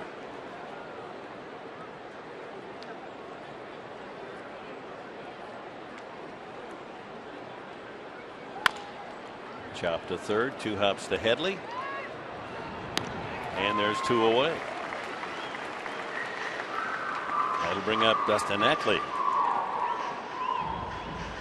We were talking about the vision, I guess you brought it up, Mark Sweeney, of Tony Gwynn and how he had such incredible eyesight. And all the great hitters obviously see the ball better and see it quicker. Ted Williams, they said, it was an exaggeration in its time that he could read the signature of the commissioner on the ball as it spun up there. But he indeed measured out at between 2010 and 2012 vision. Now, we normal folks, if we have 2020, that's fine. We've got perfectly normal vision. But when you get to 2012, we're going to have to continue this. We didn't see that outcoming. And we'll be back in the bottom of the 6th inning. The Mariners lead 1-0. 2012, yeah.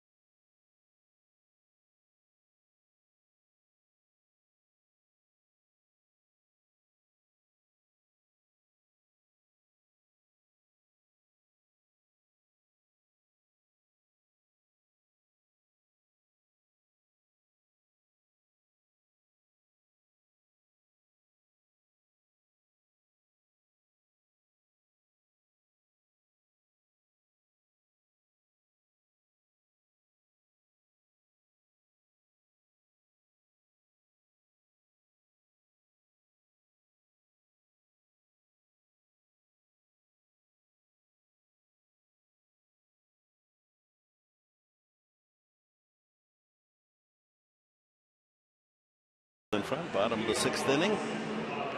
Everett Cabrera, Seth Smith, and Chase Headley to bat for San Diego.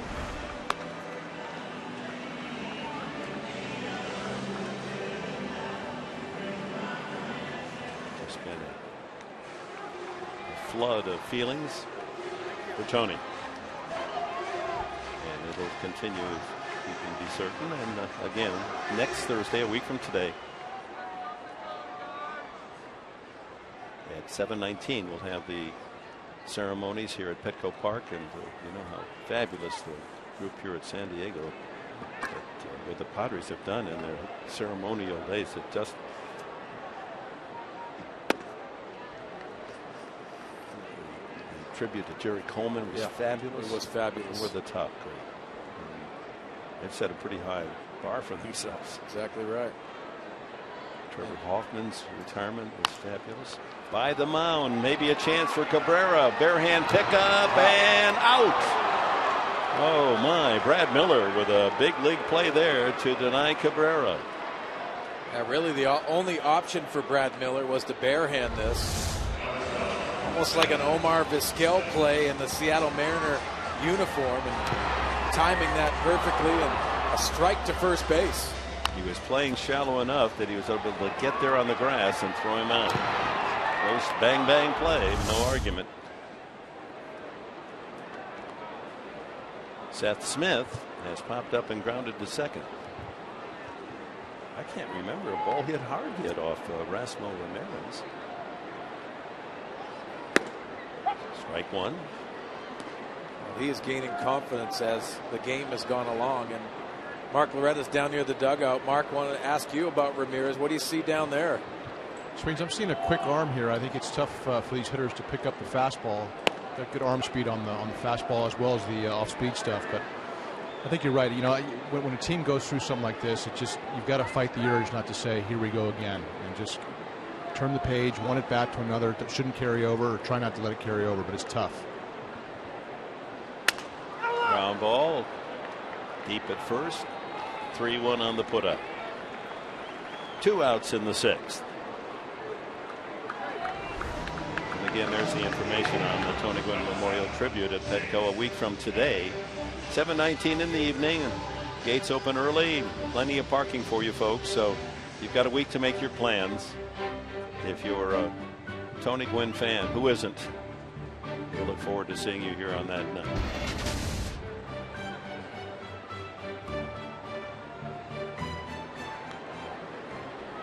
Chase Headley. Couple hops to the second base side. That was quick. 3 nice pepper ground ball outs. Ramirez on a roll. It's 1-0 Seattle.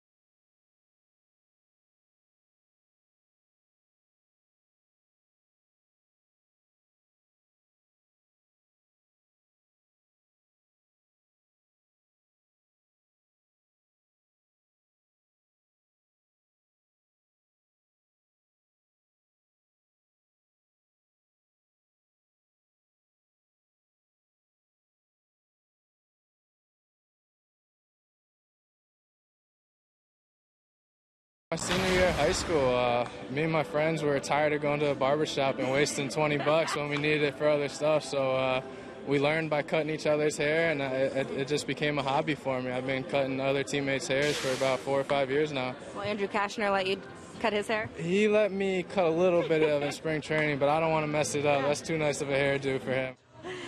I would agree. That's some pressure. Yeah, he cut the guy's hair during spring training, but, you know, Kashner a little protective over that nice do he's got. Found himself an actual professional hair cutter. I'd call that a don't, not a do. Hey, listen, I'm not a hair guy. You know that. Oh, really? I'm not. I'm not a hair guy. Surprised. But I'm just wondering if he could possibly do the straight edge. Maybe cut the side. I'm having a tough time. Hey, you got some follicles back here. Right around the ears. Okay. I have a very difficult time with that. Oh, my. Well, it's good to have a free hairstylist in the clubhouse.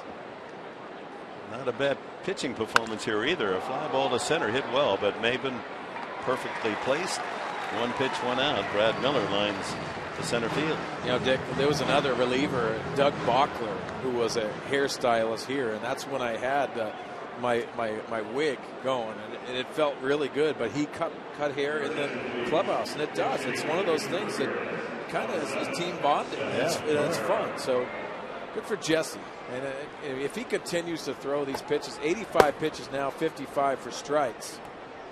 He can cut anyone's hair, and he can also dominate any lineups. Pinch hitter is Stephan Romero, batting for the starter, Erasmo Ramirez. So Lloyd McClendon's going to go to his bullpen in the bottom half of the 7th inning. Romero started a couple of games up in Seattle.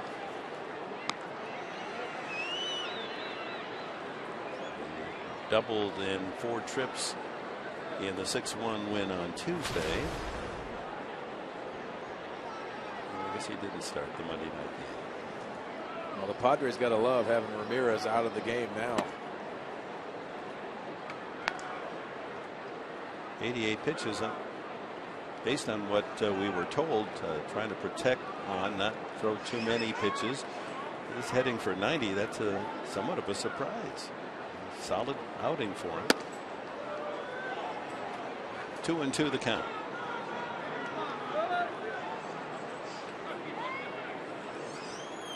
A way of checking the minor league outings for Jesse Hahn. I wonder if he threw as many as 90 pitches in a game. Up the middle, and Cabrera's there. Romero out, 6-3, 2 outs here in the 7th. This copyrighted telecast is presented by the authority of the San Diego Padres. They may not be reproduced or retransmitted in any form, and the accounts and descriptions of this game may not be disseminated without the express written consent of the San Diego Padres. This beautiful day continues. Action here in the top of the 7th inning. 2 outs, and Andy Chavez, infield hit, also safe on an error, a critical play in the game. He hit a comebacker to Hahn. Hahn threw off the mark on a possible double play ball, and Cabrera couldn't handle the throw, dropped the throw. That gave the Mariners an extra out, and they took advantage and scored on a 2-out single by Cano, an unearned run. Still got the fastball at 91. Yeah, he's maintaining that velocity.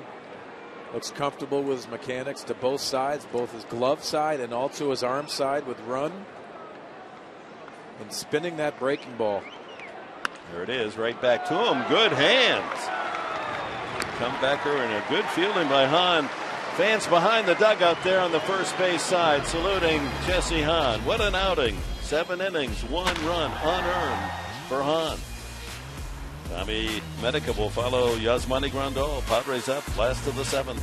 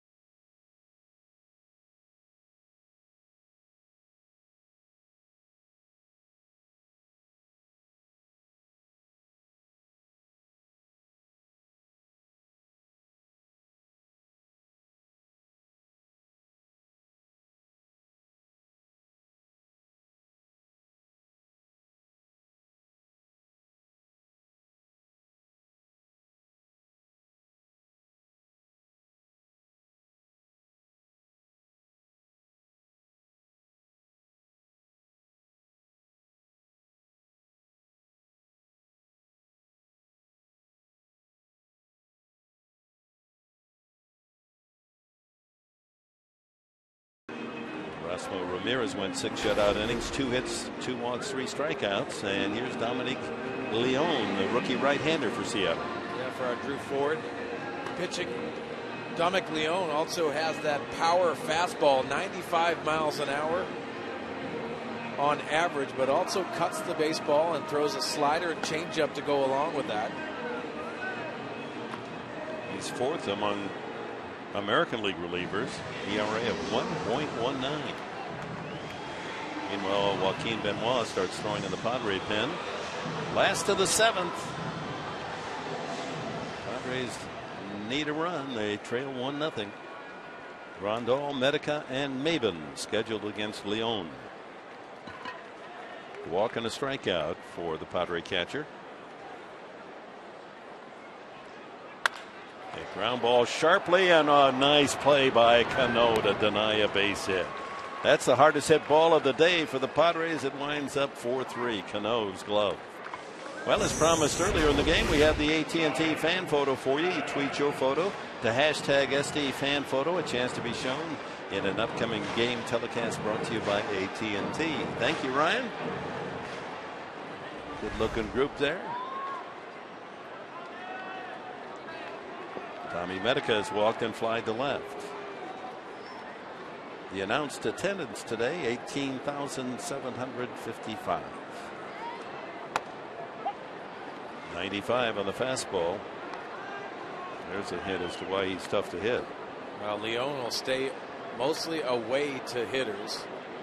Occasionally comes into the lefties. It's time to dial it up for the Padres. This is a power arm out of the bullpen of the Mariners. Drive to right center field, and that's falling in a hurry. Jones can't get it, and it goes all the way to the wall. Medica to second, and he's going to go for 3, and he's going to make it. Well, the Padres' first well-hit ball is a triple to right center, thanks to James Jones.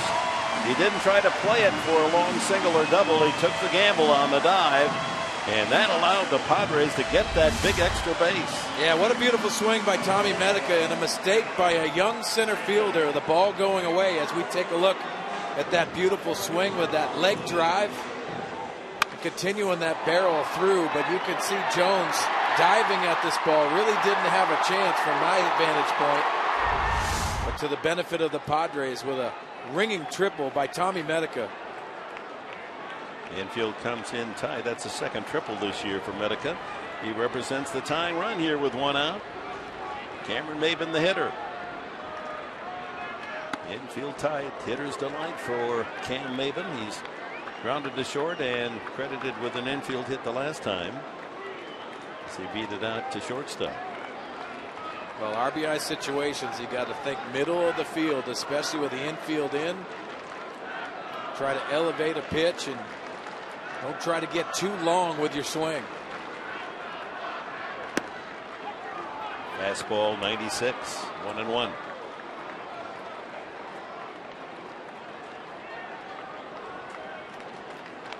That's one of those takes that you realize that's a power arm coming out of Leone.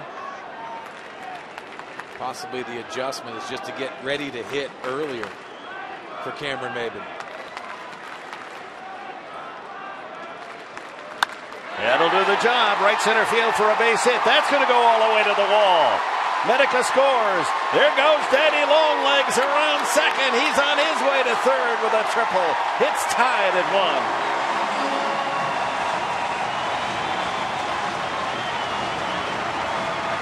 Oh, do I love the adjustments of the game of baseball. Cameron Maben adjusts after that first fastball he takes.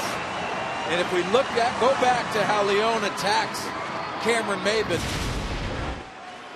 that first pitch, Cameron Maben's aware this is the fastball that I thought he was going to fire on. Then makes the adjustment, getting his foot down earlier and driving that triples alley gap.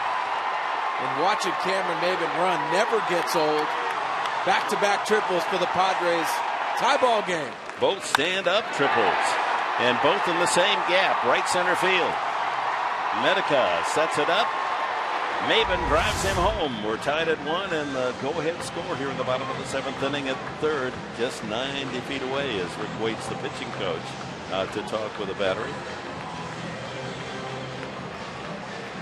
Cameron Maben out of the dugout swinging a bat. Looks as if he's going to hit for Amarista. Finally, the Padre bats alive. Back-to-back triples. We haven't seen that all year. Carlos Quentin, rather, with a bat out of the dugout. And Carlos with a chance to put the Padres in front. The infield will play in just as they were when Cameron Maben was at the plate. Well, this is an ideal situation for Bud Black to insert Carlos Quentin. RBI situation, infield in. He's been outstanding as a pinch hitter, 3 for 5 with 2 home runs. Goes around, strike one. 6 runs batted in as a pinch hitter and 5 at bats.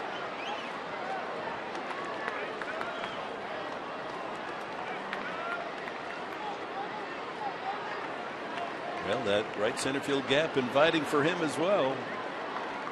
It's been the territory for the 2 triples here in the 7th.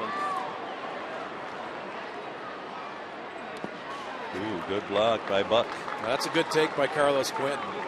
Sold out on the fastball early with the first pitch, and you could see that check swing, and then he slowed himself down as Jake Gobert.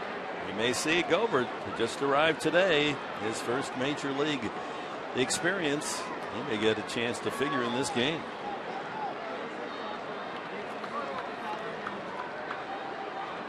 One and one. Quentin. 2-1.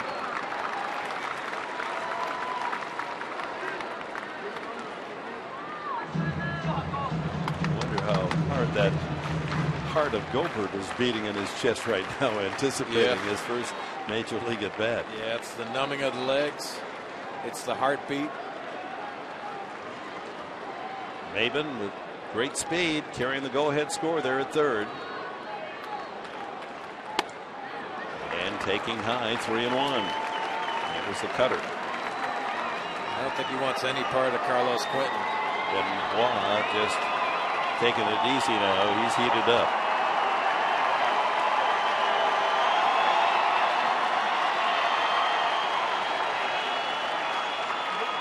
Quentin can swing only if he likes this one. 3-1. For the Mariners, they're probably thinking not the worst thing if you walk him. You set up the double play. Well, this is a good situation to look out over the plate. Look for something you can drive. Inside, ball 4. Pitch around Quentin. Yeah, just to set up the double play situation for the Mariners, but unfortunately they're going to have to play the infield in because that's the winning run at third base. So we introduce Jake Gobert as a San Diego Padre acquired from, well, then we guess not. He's pulled him back, and it's going to be Chris Denorfia. Jace Peterson takes over for Carlos Quentin at first base and pinch runs. Get some speed on the base paths. Here's the pitch by pitch to Carlos Quentin. That first slider. And then he indicates he doesn't want any part of him. This is a intentional walk and trying to see if Carlos Quentin would continue to get out of the strike zone. And to his credit, takes the walk. So Gobert, as a left-handed hitter, thought he was coming in, but Bud Black has a second thought. Going to go with the experience of Chris Denorfia with runners at first and third. Hitting for Hahn. Well, the nice thing about the run here and the chance to go ahead is to give Hahn a chance to win the game. He certainly pitched well enough to deserve that.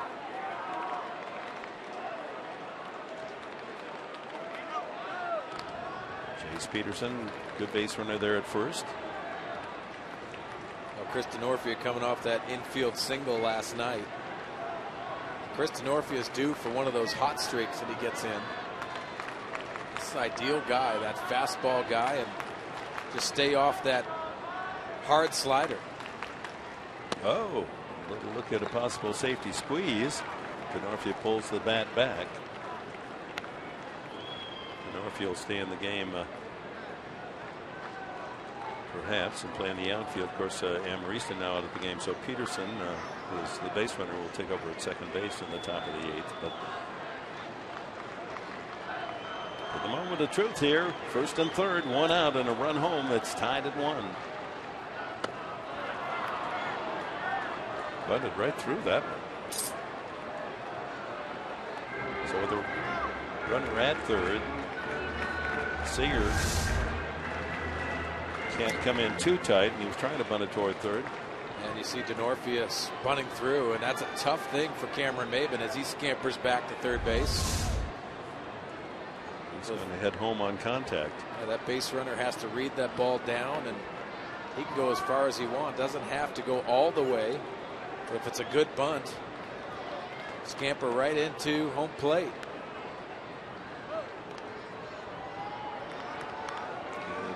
Leone thinking, hey, don't want them to send Peterson, put him in scoring position, so keeping an eye on him. And Buck now going to go out and talk with the young Leone. He's only 22, this pitcher. Went to Clemson, Connecticut, Norwich. Well, you have the experience of John Buck going out there and just settling him down, making sure he understands the situation and what they're trying to do. Everything has to do with Cameron Maben at 3rd base and executing your plan against Chris Denorfia.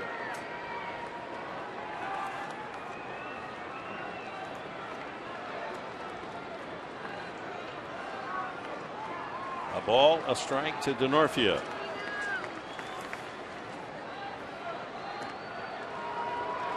As a pinch hitter this year, 1 for 18 with an RBI. Well, Dick, sometimes pitchers will pay too much attention to the base runners, and that's when they make mistakes. Chris Denorfia's got to look for that mistake pitch and drive it to the outfield. Pitching out, thinking that Peterson might be going. Leone in 30 in the 3rd innings has allowed, prior to this inning, 4 runs, but the Padres have clipped him for 1 and have a chance for another.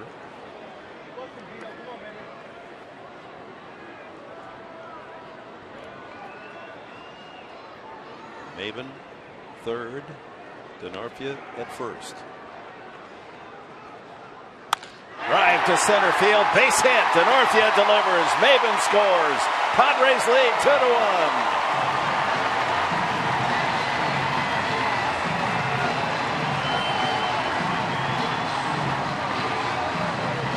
I think last night's single had a lot to do with this at bat, and Chris Denorfia bunts through the first offering that he had an opportunity, and then gets a mistake by Leone. That slider that's elevated, a lot easier to make an adjustment, and you could see Chris Denorfia head down, and what a picture-perfect approach. Time now for the Bill Hall play of the game, as the Padres have grabbed the lead 2-1. And Leone is derricked here in the 7th inning. It's the first rough outing for Leone all season long. Pitching change at Petco.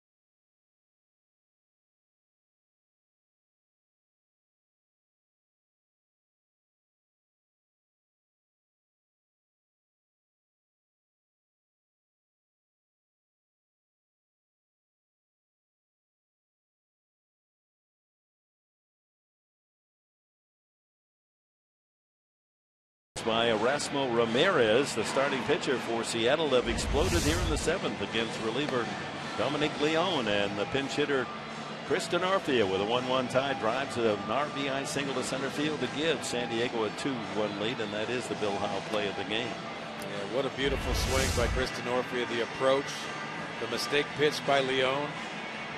And as you could see, tracking that ball off the bat, as we see Joe Beimel, the left-hander of the Mariners. This is the veteran left-hander that faces that left-handed specialist situations. Heavy on the fastball, slider, curveball.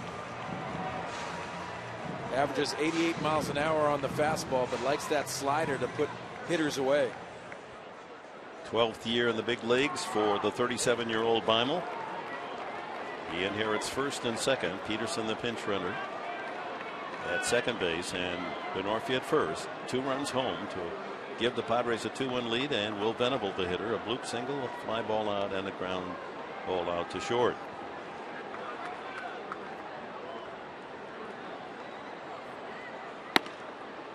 Strike one. Beimel broke into the big leagues with the Pirates back in 2001. A year at Minnesota, a year at Tampa Bay. Dodgers had him for 3 years. Colorado 2, and last year back in Pittsburgh, trying to help the Bucks as they made their playoff run.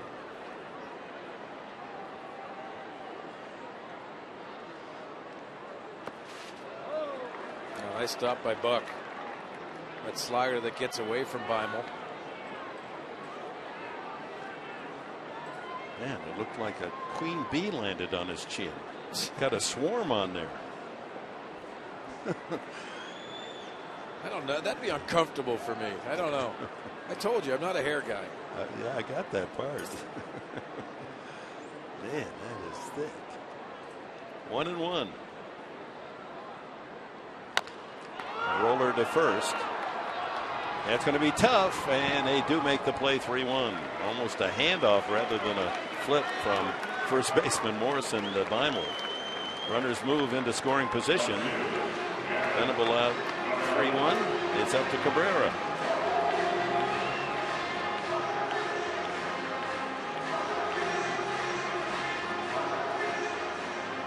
And if Cabrera could drive in 2, you know what that means, folks? That means the Padres hit the 4 mark. And when they score 4, they're 22-4.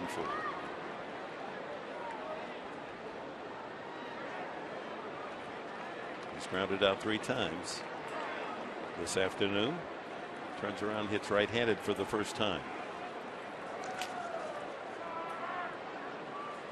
221 right, 226 left. Not much of a difference between his record so far this year as a switch hitter.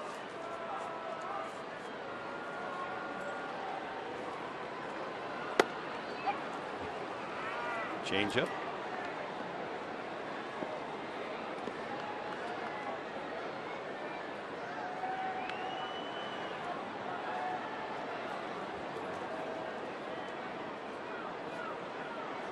Beimel had Tommy John in 2012 and pitched in the minors all of last year, so making a comeback of sorts this year with Seattle.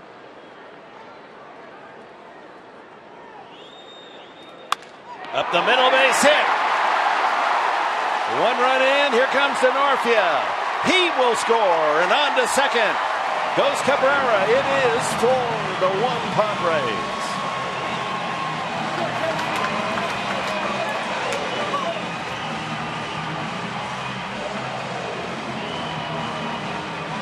Just a great approach by Everett Cabrera in the location of the fastball. A mistake up in the strike zone.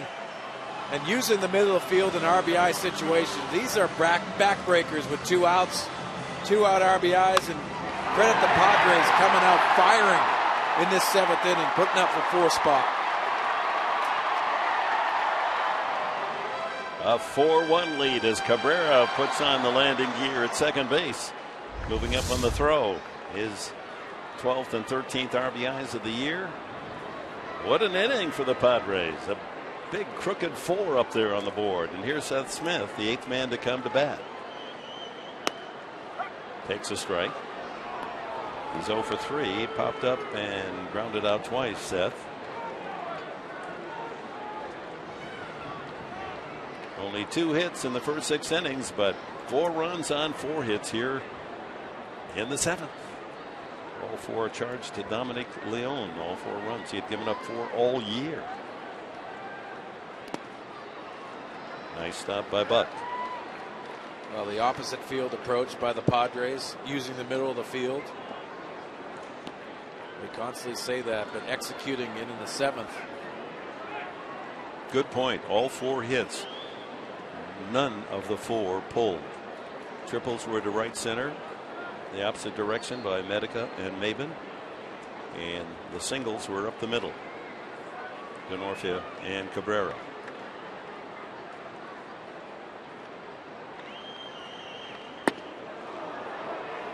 Went around.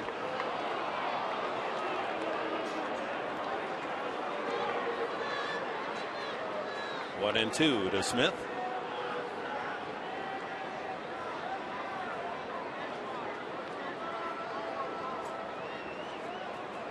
The Padres having trouble scoring runs of late, and to get 4 in 1 inning. Refreshing. 1 and 2 outside. They got 5 for Hahn in New York on Saturday, but then on Sunday 1 run. Then they went to Seattle, 1 run on Monday, 1 run on Tuesday. Last night 2 runs. Explode for 4 in an inning today. You've got to love the effort by Jesse Hahn, who we just saw. A lot of great things to love about Jesse Hahn's effort today. Smith goes down swinging, but what an inning for the Padres. They give Hahn a 4-1 lead. He's completed his work. Big blows by Medica and Maben. Triples, singles by Denorfia and Cabrera. It's 4-1 for the home side.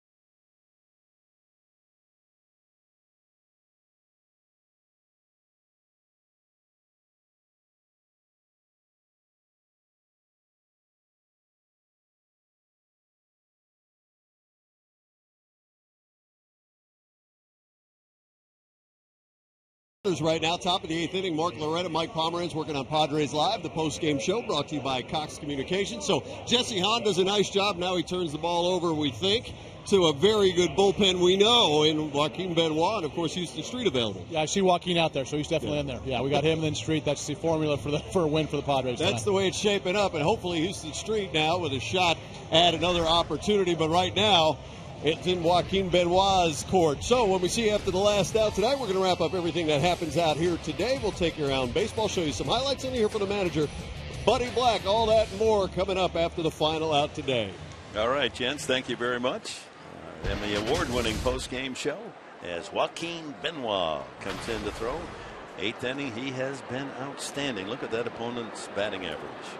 Yeah, throwing a lot of all of his pitches for strikes, and we saw a wipeout slider last night to go along with that Foch that he throws. Peterson stays in the game at second. Denorfia takes over in left field. James Jones starts things.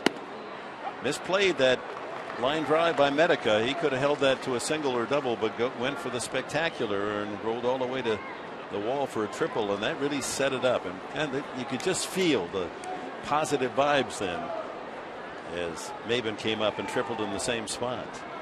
You have to capitalize on mistakes, and also, Dick, to credit Buddy Black for pulling the right strings in that 7th inning, understanding that they had to take some chances. They used Carlos Quentin, inserted Jace Peterson, used Chris Denorfia. Instead of Jake Gobert, he could have gone to Gobert, but under the situation, the pressure, game on the line. So many of those situations as a manager in the National League that you have to take those chances. And we take a look at the motion of Joaquin Benoit. Strong presence on the mound and getting on top of his pitches, but the command is remarkable. He's 3-0 on the season and a save. Fouled at the plate. Get this now. In the history of the Padres, Jesse Hahn is the first Padre in history to go at least 6 innings without allowing an earned run in his first 3 starts. Wow. No one has ever done that. And really with 2 pitches. Only 3 changeups today. And fastball command, and also that 12-6 breaking ball where he changes speeds with that. Impressive day. Ground ball by Benoit. Tough play for Cabrera on the run. Throws him out. Solid play by Cabrera.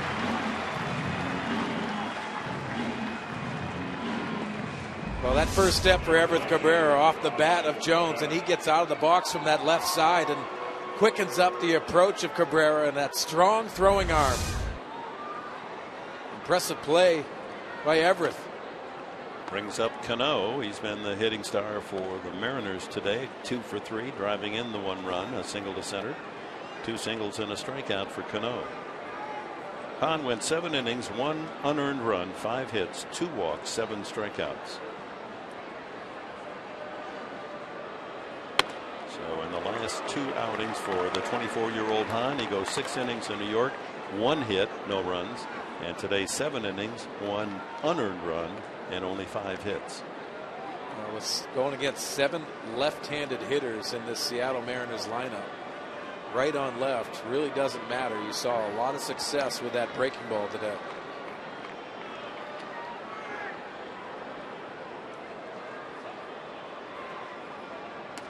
We asked the hypothetical question: if Hahn does well today, has he earned a spot in the rotation? Yeah, and you definitely check that box and give that opportunity. He maintained his velocity on the fastball, which you always have to watch. And now you could start looking back to that first start and saying, you know what, the anxiety did get to him, and he has embraced his second opportunity in the big leagues. 92 pitches today. 1-1, Cano. Slaps that one foul. Good fastball. 96 miles an hour on that fastball.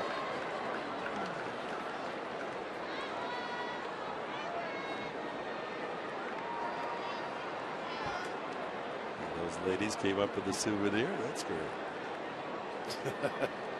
Who's going to take that home? I got a feeling the young lad in the hat, he's got his eyes on that. Uh-oh, bigger brother.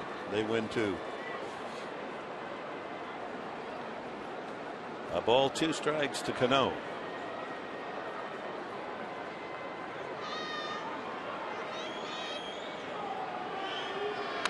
Got in his kitchen. Cutter. 89 miles an hour on the cutter off of that 96 mile an hour fastball. Hard to stay inside that pitch.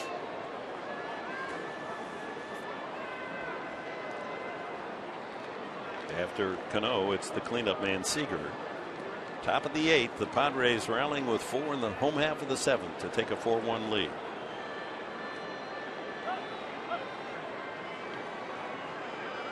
So many options for Joaquin Benoit in this situation. He can go to the Foch, go to that slider again, and also elevate that fastball out of the strike zone.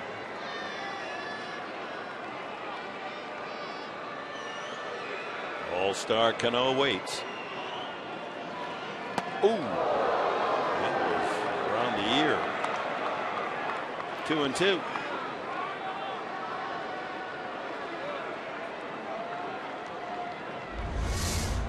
Well, this pitch opens up a lot of avenues as well, and very uncomfortable if you're the hitter. Just trying to see it out of the hands of Joaquin Benoit. Some shadow sun aspects to the diamond at this point. Late afternoon. Not from that shot, but beyond Benoit. By the mound, Amarista. Or Peterson rather, a nice play by Peterson, but Cano has his third hit of the game as he legs it out.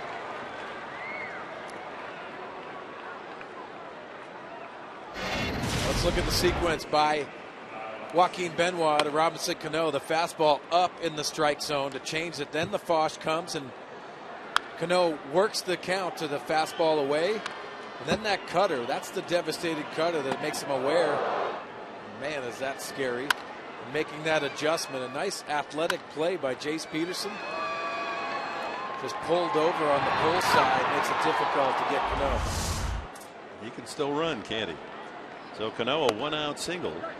And here's Seager, 0 for 3. Double play, fly out, struck out.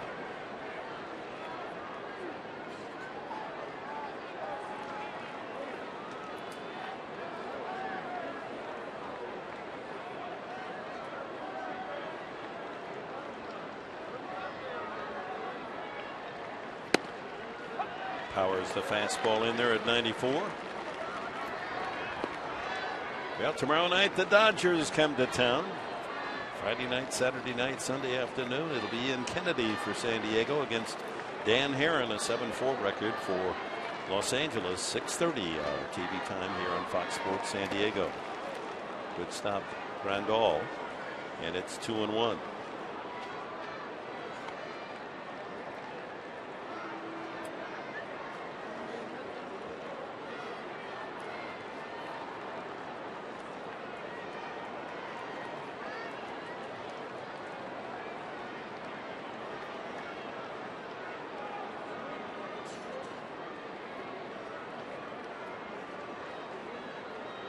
Benoit, very deliberate.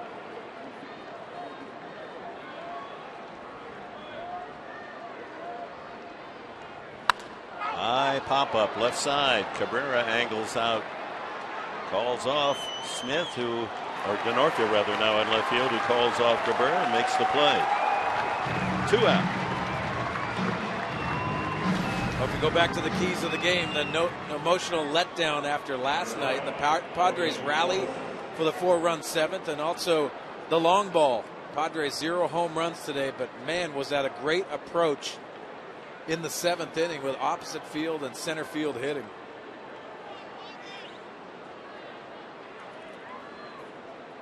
Shift now. Cabrera goes over on the second base side. Headley stays on the left side of the infield for Logan Morrison. A single, a ground out, and a strikeout for Morrison, who tried to bunt a couple of times on the left side. But previous occasions, Headley was much farther over towards second.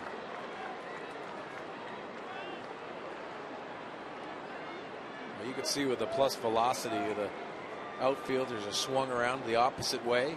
Infielders are on that pull position. You see Everett Cabrera behind second base.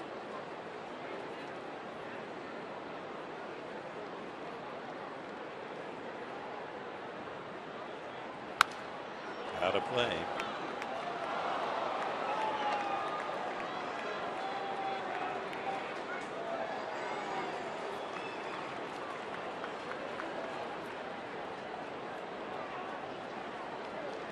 How much joy a baseball is for anybody that gets that foul ball. Precious commodity. Couldn't be happier if you gave her a big diamond necklace. Oh, only kidding. 2 strikes to count.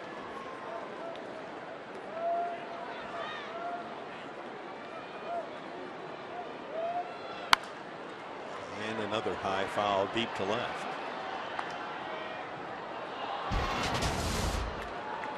And the preview of the Dodgers coming to town tomorrow night. They've won 8 of the last 11 against the Padres. Dodgers pitching third best in the National League, and Puig, all-star performance, 325 so far, 11 homers. And our old pal Adrian Gonzalez still driving in runs. It's interesting. 252 for Adrian Gonzalez. You know he'll heat up. Yeah, he'll heat up. Hopefully he heats up after that series. But Yasiel Puig has been a story all year. Shift works. Right there is Peterson. And the M's are gone in the 8th. They leave 1. Bottom of the 8th, Chase Headley will start things for the Padres.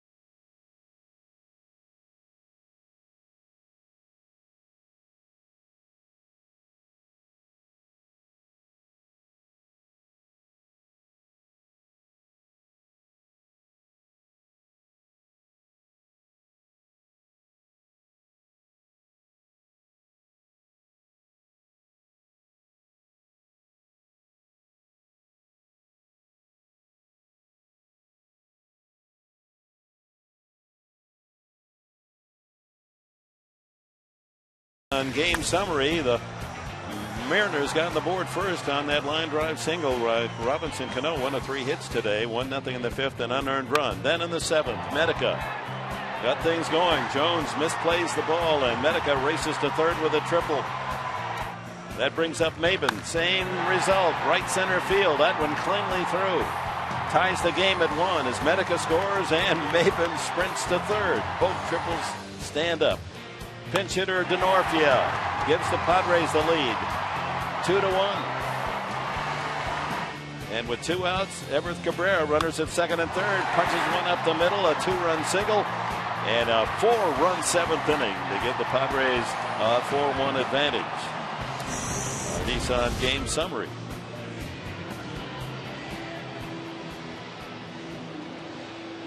He does seem to be looking down on all the action, doesn't he? Yes, he is.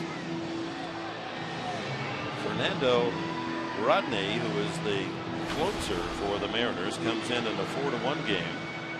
Well, time to get some work for Fernando Rodney. Fastball, changeup, upwards to 98 miles an hour, and left-handed hitters have been hitting .351 off Fernando. So he has not been on the mound for several days, so they want to get him some work, keep him sharp. He leads the team with 18 saves.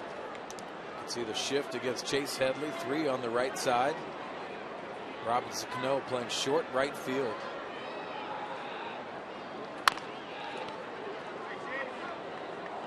Ball right there. Strike 1. Headley has grounded out to second twice, right into that shift to Cano, and he's flying to left.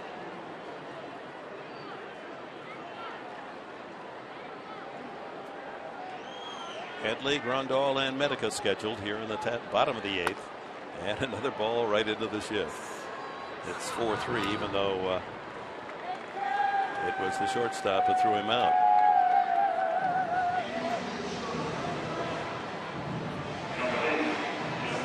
The previous 29 2/3 innings, the bullpen for the Mariners very stingy, but the last 3 they've coughed up 5. Does that? I don't know if that includes the 4. Well, and it does not include the 4 runs today, I don't think.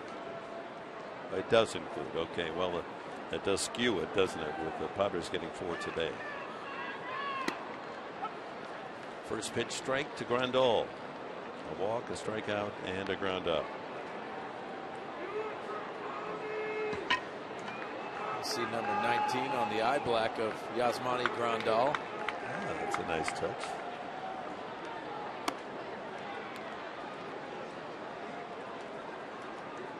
Seattle coasting along on 1 unearned run until the 7th inning when Erasmo Ramirez was gone and young Dominic Leone got cuffed around. Padres rolling a 4. Out of play. Change up that time. Top of the 9th inning, Seattle has Buck, Ackley, and Miller scheduled. And it appears Houston Street, it is a save situation. We'll go for 20 out of 20. And Houston was on our pregame show today with Mike and Mark and talking about the importance of that 19th save last night.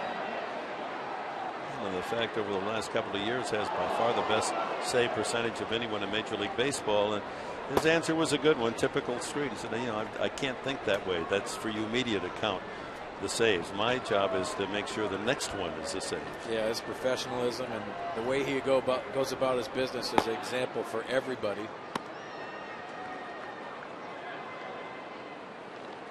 You got to have that intensity, the mentality of a closer. And when you talk to them and they get it, you understand they embrace all of those tough situations. And that's what Houston Street does the best, in my estimation.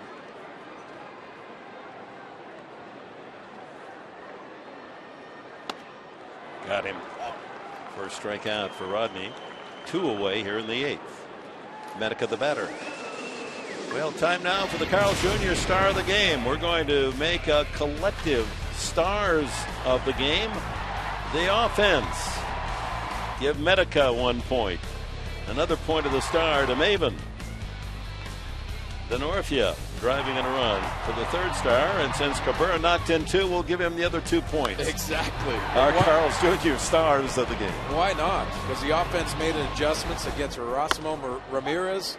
Very difficult, but they made the adjustment in 1 inning, and that's the beauty of baseball. Kevin Quackenbush getting loose just in case the Padres should score a run here and eliminate a save opportunity.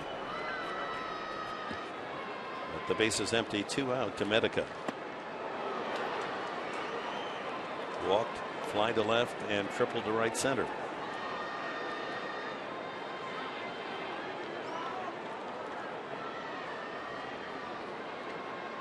Rodney wears that ball cap differently than most players, almost 20 degrees to the left. Medica rips that, but he's way out in front. Yeah, it looks like the rim of the hat went a different direction. He claims that he thinks that might confuse the hitter. That looks like his sight line with the cap, if you follow the middle of the cap, is halfway between home and first. He's a little off-centered, I think. He probably keeps his balance that way. Interesting. These relief pitchers, they all have something unique. High pop-up, right side. First baseman Morrison squeezes the final out. Rodney takes care of the Padres in order in the 8th.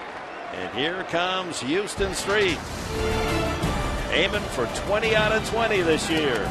He'll face Buck, Ackley, and Miller. Top of the 9th.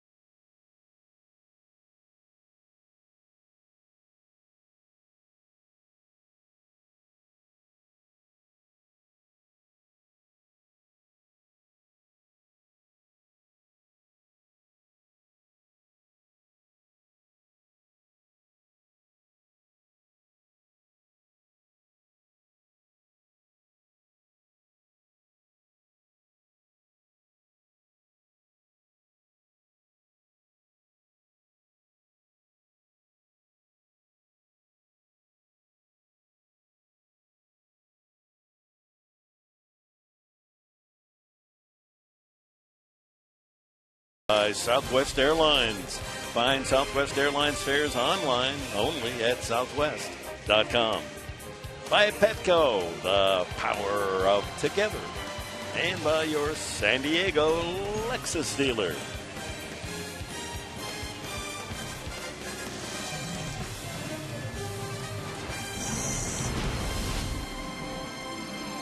Houston Street with 33 saves a year ago. Perfect 19 for 19 this year. Wears number 16 to honor his father, who passed away suddenly at the end of last year, shockingly so, of a heart attack. James Street. You fans of football remember the Texas Longhorns wishbone days, and James Street, their All-America quarterback. Great influence on this man in Houston. His dad was a pitcher as well. His dad threw 2 no-hitters for the University of Texas when he was there. An icon in Austin. John Buck starts it off in the 9th. Swings at the first pitch and sends a high fly ball deep to right. Venable just enough room. 1 away. Well, John Buck sent Houston Street to right field last night. A good break by Will Venable on that ball. Brings up Dustin Ackley. 0 for 3. A couple of groundouts and a strikeout. Ackley.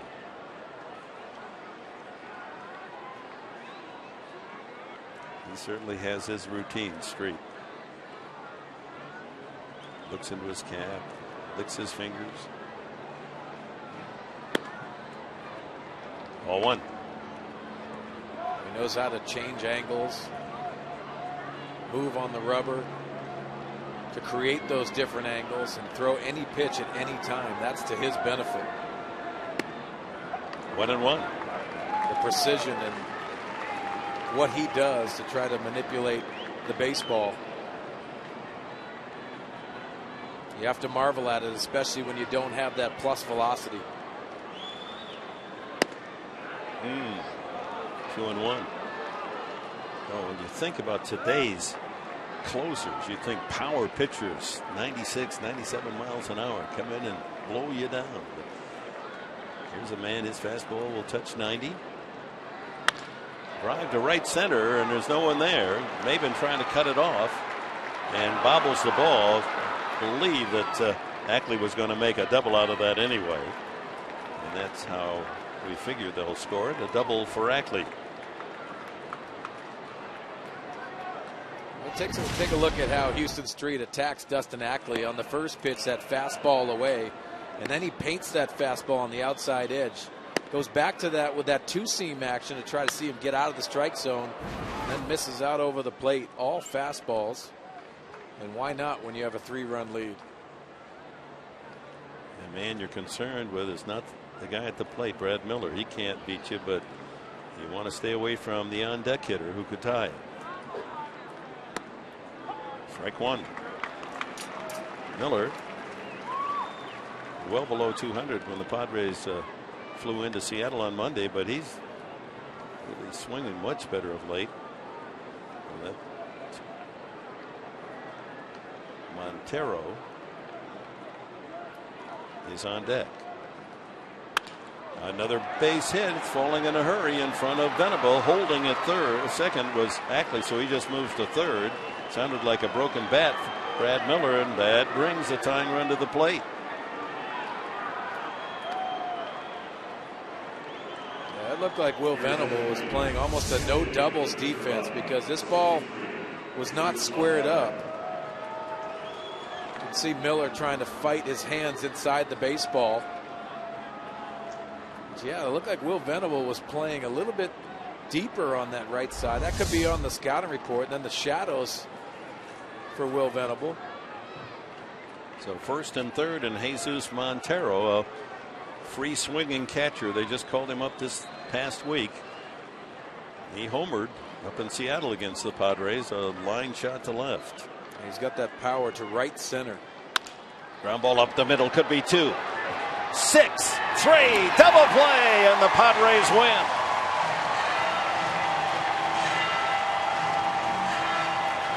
Jesse Hahn, 7 innings, 1 unearned run.